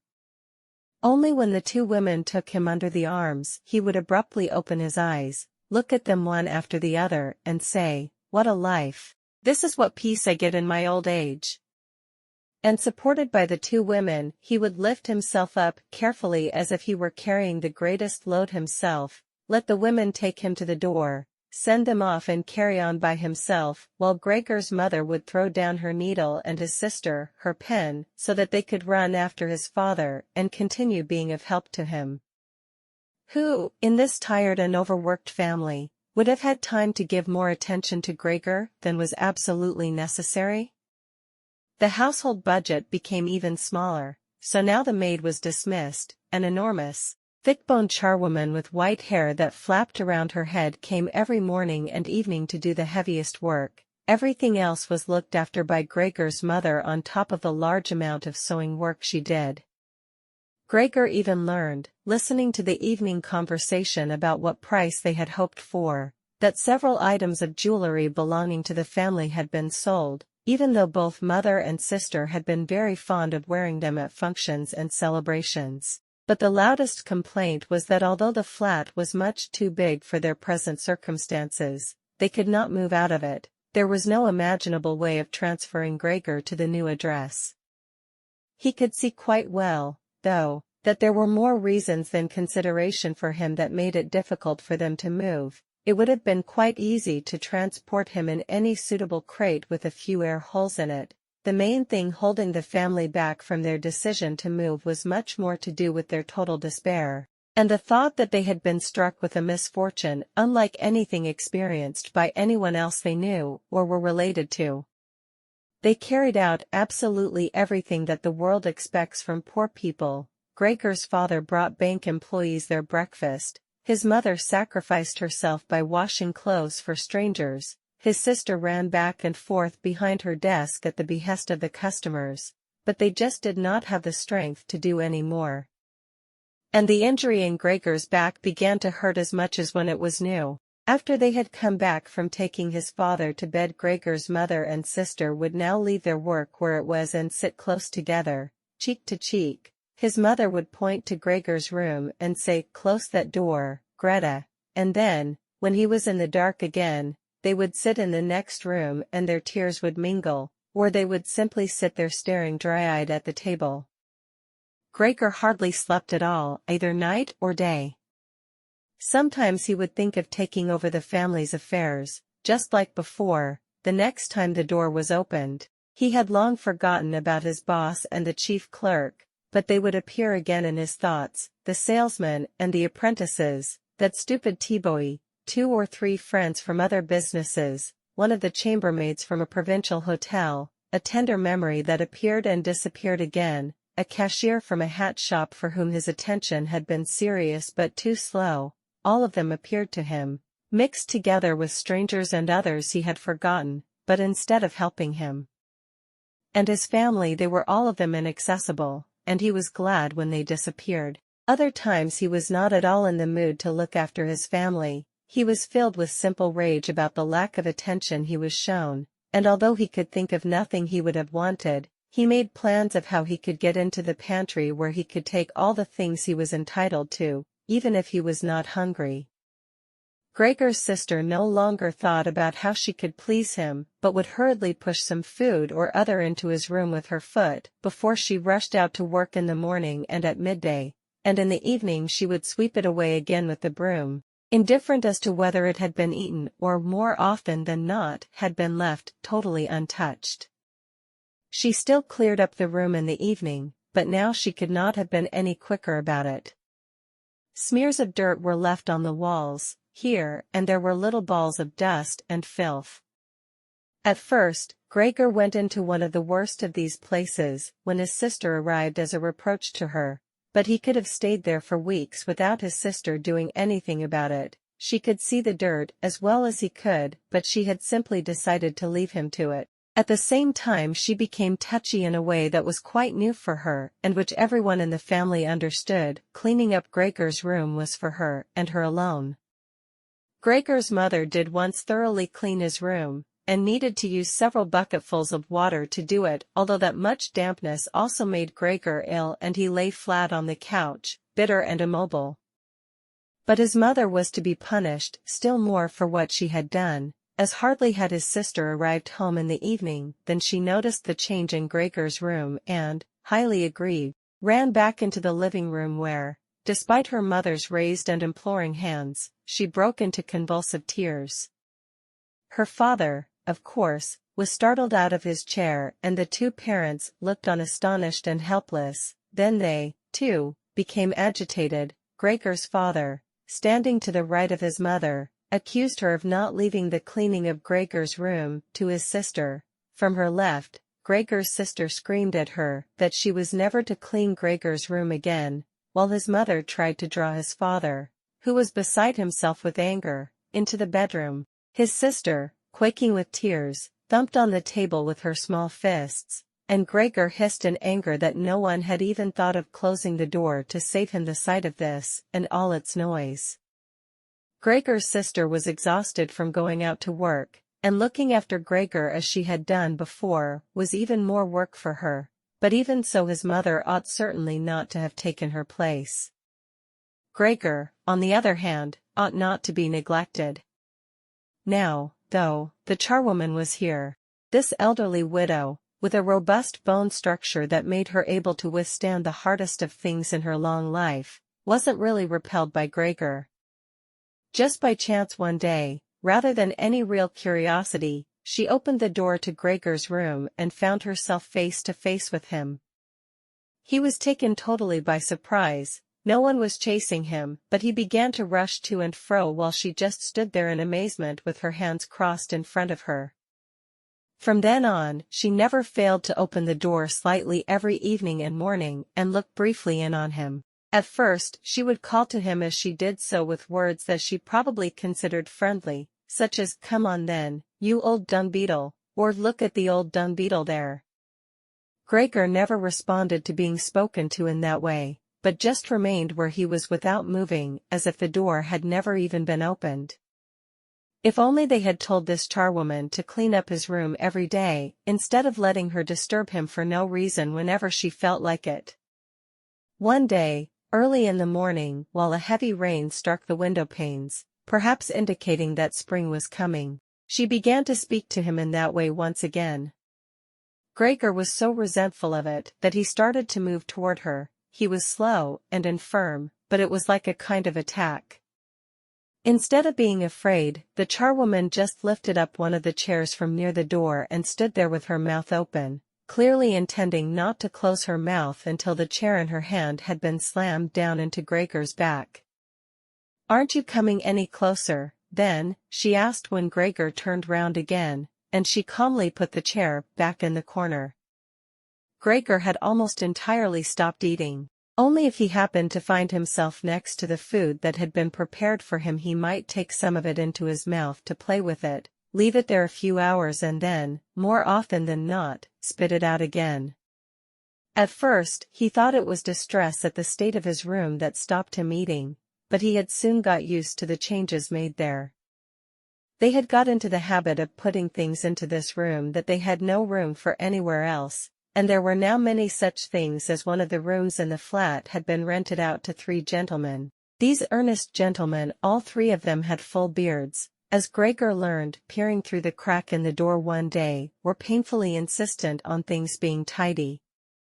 This meant not only in their own room, but, since they had taken a room in this establishment, in the entire flat and especially in the kitchen.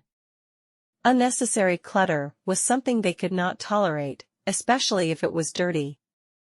They had moreover brought most of their own furnishings and equipment with them. For this reason, many things had become superfluous which, although they could not be sold, the family did not wish to discard. All these things found their way into Gregor's room. The dustbins from the kitchen found their way in there too. The charwoman was always in a hurry, and anything she couldn't use for the time being she would just chuck in there. He, fortunately, would usually see no more than the object and the hand that held it. The woman most likely meant to fetch the things back out again when she had time and the opportunity, or to throw everything out in one go, but what actually happened was that they were left where they landed when they had first been thrown unless Gregor made his way through the junk and moved it somewhere else. At first, he moved it because, with no other room free where he could crawl about, he was forced to, but later on he came to enjoy it, although moving about in that the way left him sad and tired to death, and he would remain immobile for hours afterwards. The gentleman who rented the room would sometimes take their evening meal at home in the living room that was used by everyone, and so the door to this room was often kept closed in the evening. But Gregor found it easy to give up having the door open. He had, after all, often failed to make use of it when it was open and, without the family having noticed it, lain in his room in its darkest corner.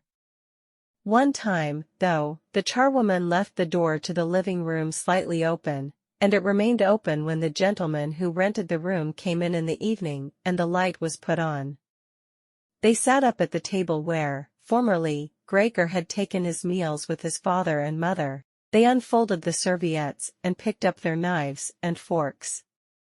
Gregor's mother immediately appeared in the doorway with a dish of meat, and soon behind her came his sister with a dish piled high with potatoes. The food was steaming, and filled the room with its smell. The gentlemen bent over the dishes set in front of them as if they wanted to test the food before eating it, and the gentleman in the middle, who seemed to count as an authority for the other 2, did indeed cut off a piece of meat while it was still in its dish, clearly wishing to establish whether it was sufficiently cooked or whether it should be sent back to the kitchen. It was to his satisfaction, and Gregor's mother and sister, who had been looking on anxiously, began to breathe again and smiled. The family themselves ate in the kitchen. Nonetheless, Gregor's father came into the living room before he went into the kitchen, bowed once with his cap in his hand, and did his round of the table. The gentlemen stood as one, and mumbled something into their beards.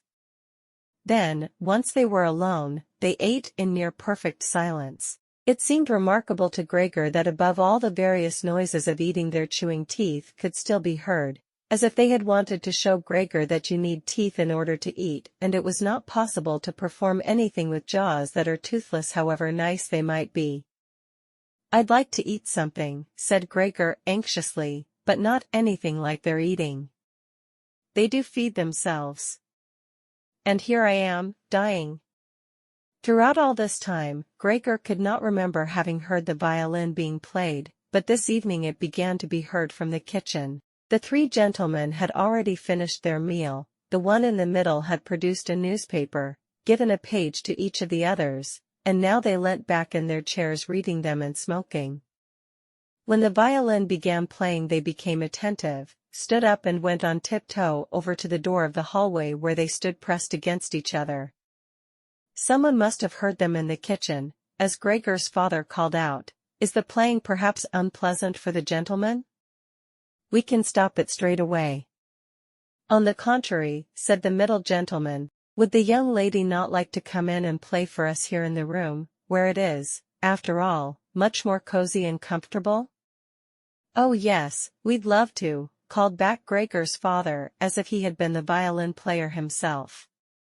The gentleman stepped back into the room and waited. Gregor's father soon appeared with the music stand, his mother with the music and his sister with the violin.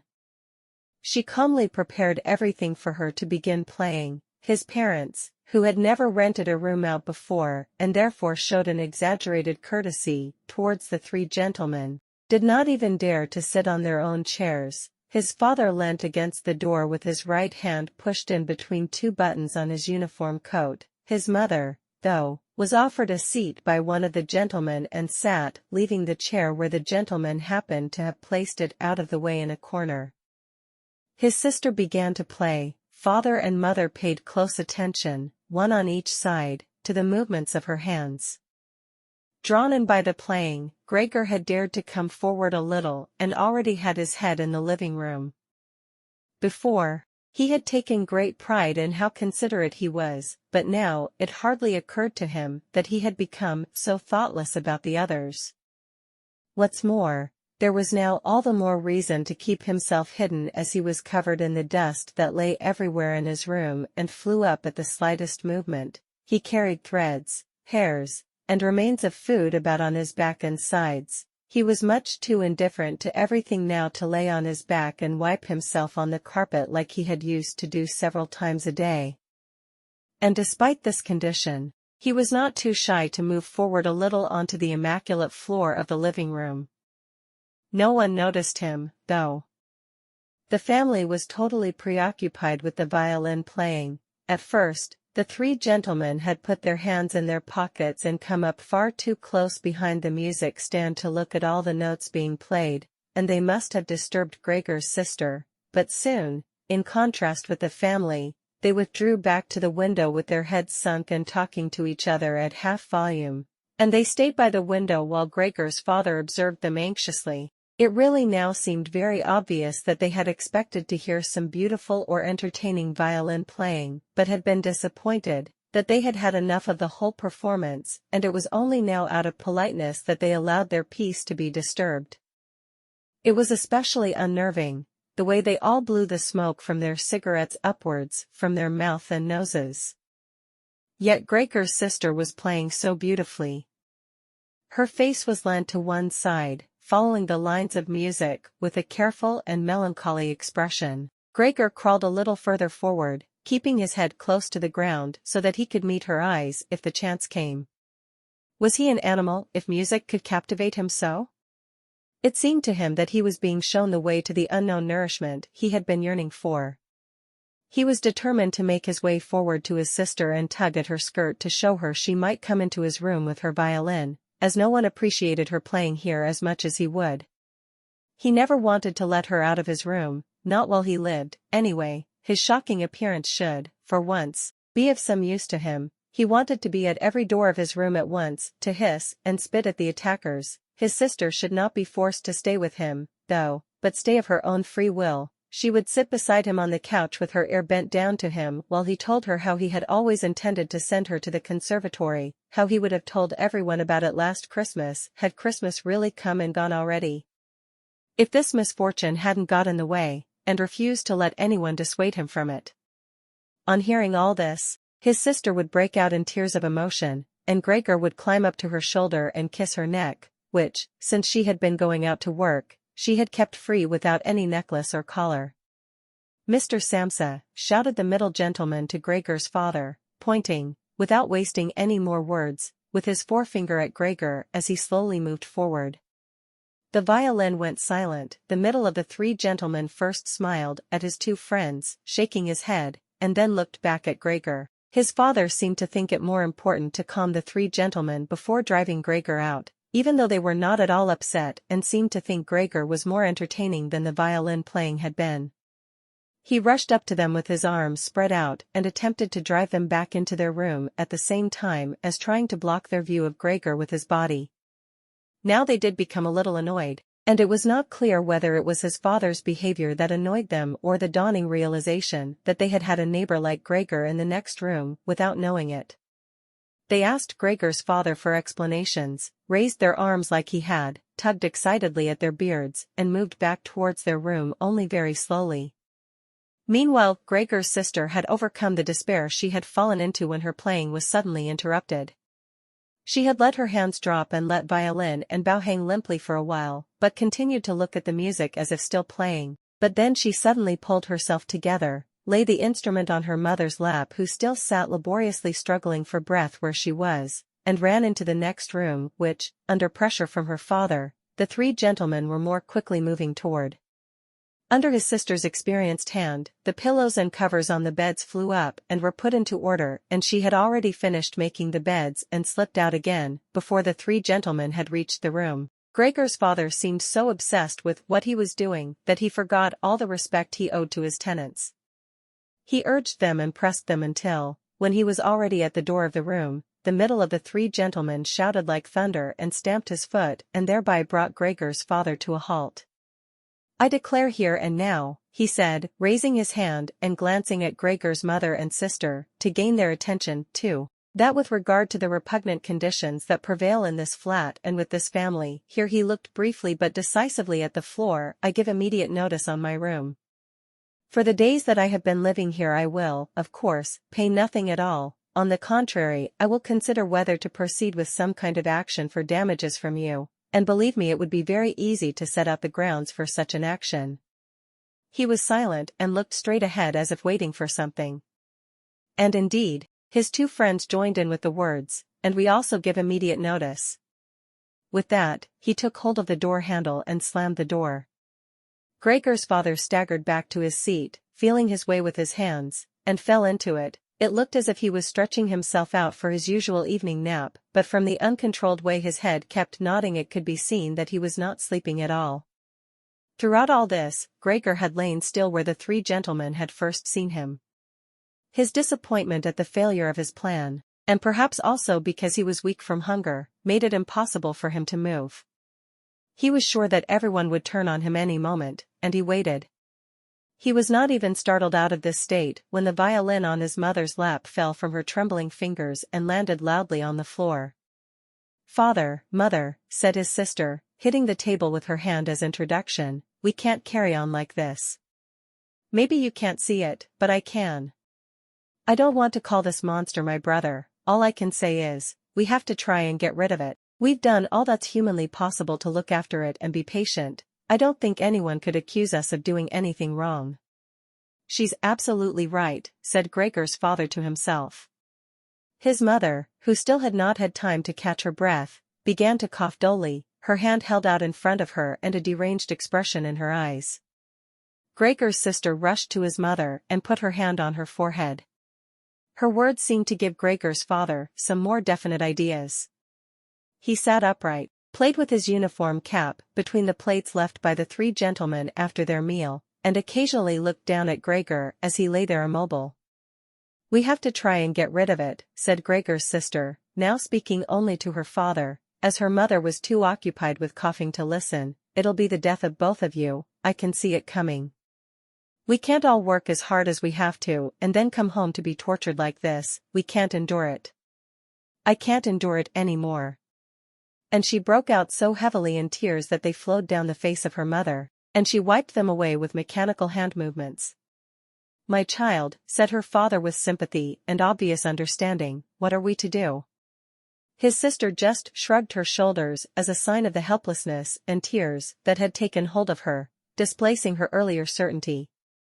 "If he could just understand us," said his father almost as a question. His sister shook her hand vigorously through her tears as a sign that there was no question.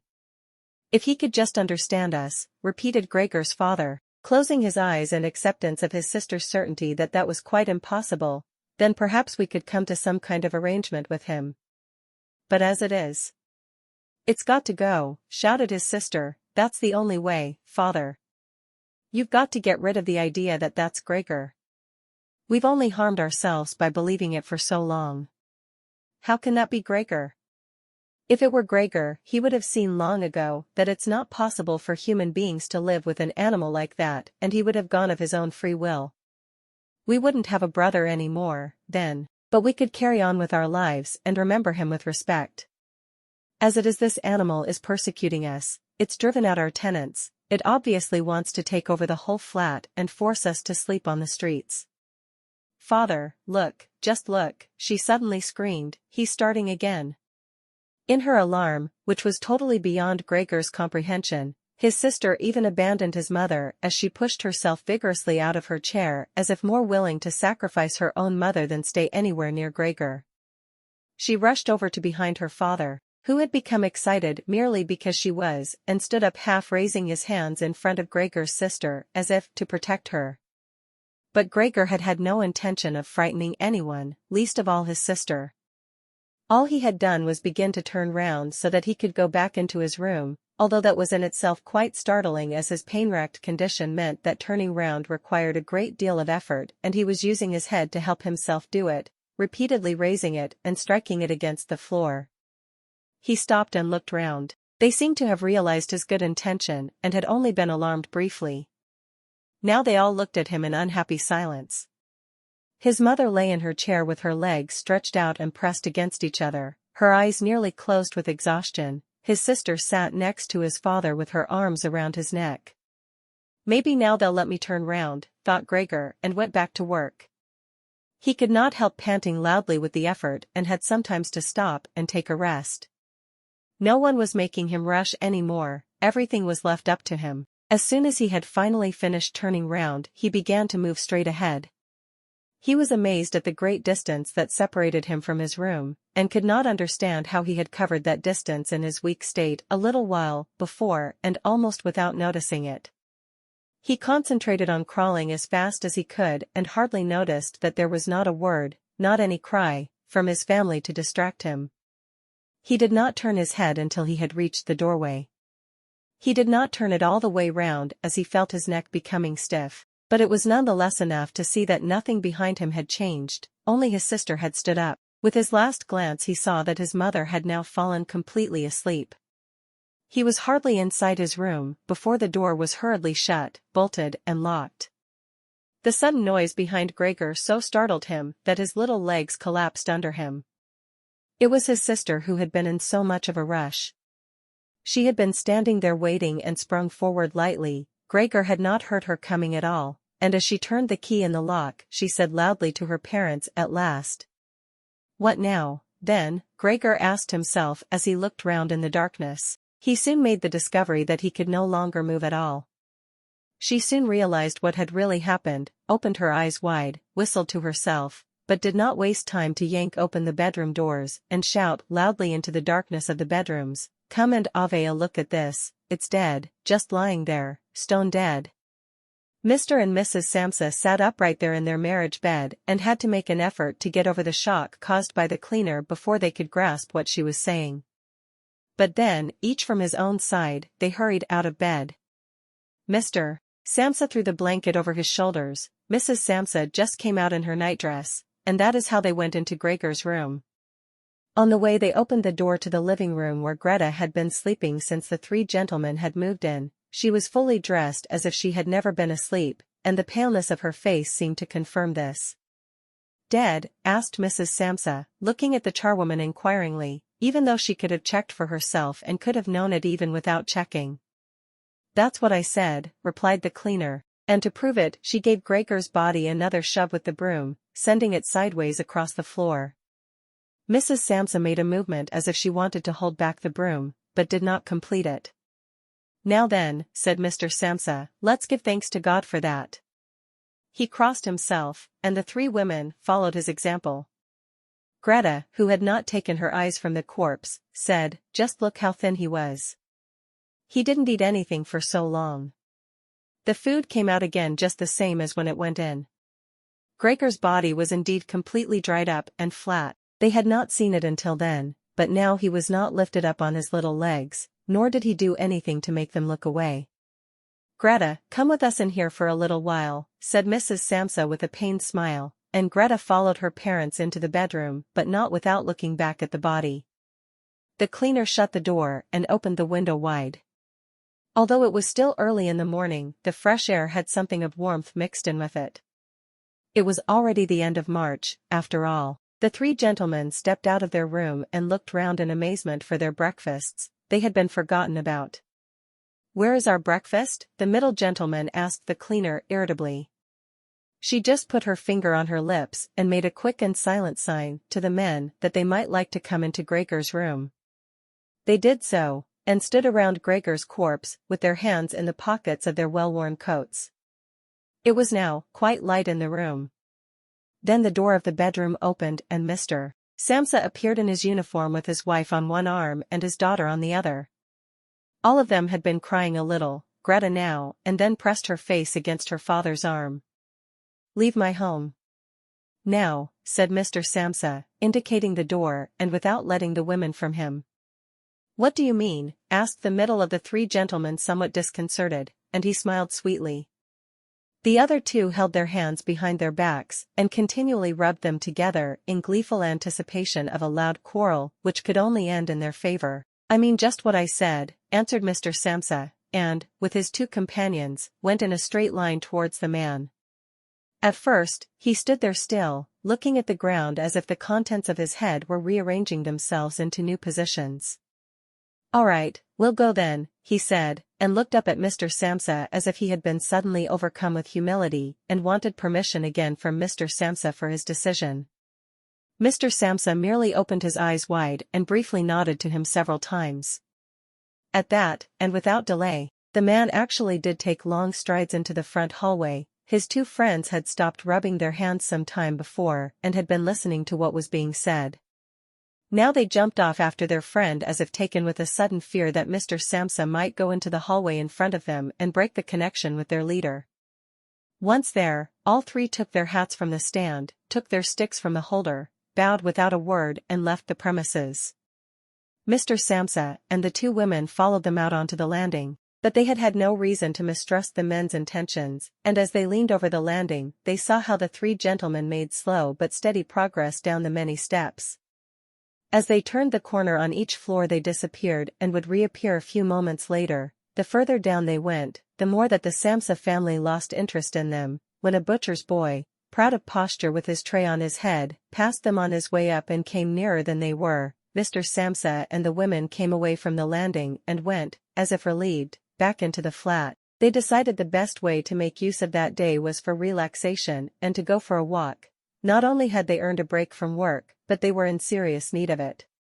So they sat at the table and wrote 3 letters of excusal, Mr. Samsa to his employers, Mrs. Samsa to her contractor and Greta to her principal.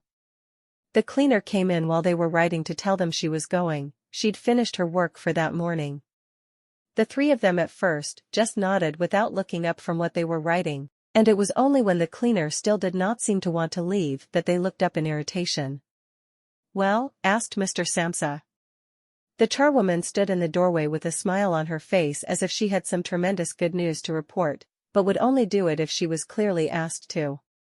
The almost vertical little ostrich feather on her hat, which had been a source of irritation to Mr. Samsa all the time she had been working for them, swayed gently in all directions. "What is it you want then?" asked Mrs. Samsa, whom the cleaner had the most respect for. Yes, she answered, and broke into a friendly laugh that made her unable to speak straight away. Well then, that thing in there, you needn't worry about how you're going to get rid of it. That's all been sorted out. Mrs. Samsa and Greta bent down over their letters as if intent on continuing with what they were writing. Mr. Samsa saw that the cleaner wanted to start describing everything in detail, but, with outstretched hand, he made it quite clear that she was not to. So, as she was prevented from telling them all about it, she suddenly remembered what a hurry she was in and, clearly peeved, called out cheerio. Then, everyone, turned round sharply and left, slamming the door terribly as she went. Tonight she gets sacked, said Mr. Samsa, but he received no reply from either his wife or his daughter as the charwoman seemed to have destroyed the peace they had only just gained. They got up and went over to the window where they remained with their arms around each other. Mr. Samsa twisted round in his chair to look at them and sat there watching for a while. Then he called out, "Come here, then. Let's forget about all that old stuff, shall we? Come and give me a bit of attention." This was no surprise to him. It seemed rather that being able to actually move around on those spindly little legs until then was unnatural. He also felt relatively comfortable. It is true that his entire body was aching, but the pain seemed to be slowly getting weaker and would finally disappear altogether. He could already hardly feel the decayed apple in his back or the inflamed area around it, which was entirely covered in white dust. He thought back of his family with emotion and love. If it was possible, he felt that he must go away even more strongly than his sister. He remained in this state of empty and peaceful rumination until he heard the clock tower strike 3 in the morning. He watched as it slowly began to get light everywhere outside the window too. Then, without his willing it, his head sank down completely, and his last breath flowed weakly from his nostrils. When the cleaner came in early in the morning, they'd often asked her not to keep slamming the doors, but with her strength and in her hurry she still did, so that everyone in the flat knew when she'd arrived, and from then on it was impossible to sleep in peace. She made her usual brief look in on Gregor and at first found nothing special. She thought he was laying there so still on purpose, playing the martyr. She attributed all possible understanding to him. She happened to be holding the long broom in her hand, so she tried to tickle Gregor with it from the doorway. When she had no success with that, she tried to make a nuisance of herself and poked at him a little, and only when she found she could shove him across the floor with no resistance at all did she start to pay attention. The two women immediately did as he said, hurrying over to him where they kissed him and hugged him, and then they quickly finished their letters. After that, the three of them left the flat together, which was something they had not done for months, and took the tram out to the open country outside the town. They had the tram, filled with warm sunshine, all to themselves. Leant back comfortably on their seats, they discussed their prospects, and found that on closer examination they were not at all bad. Until then they had never asked each other about their work, but all three had jobs which were very good and held particularly good promise for the future. The greatest improvement for the time being, of course, would be achieved quite easily by moving house. What they needed now was a flat that was smaller and cheaper than the current one which had been chosen by Gregor, one that was in a better location and, most of all, more practical. All the time, Greta was becoming livelier. With all the worry they had been having of late, her cheeks had become pale, but, while they were talking, Mr. and Mrs. Samsa were struck, almost simultaneously, with the thought of how their daughter was blossoming into a well-built and beautiful young lady. They became quieter. Just from each other's glance, and almost without knowing it, they agreed that it would soon be time to find a good man for her. And, as if in confirmation of their new dreams and good intentions, as soon as they reached their destination, Greta was the first to get up and stretch out her young body,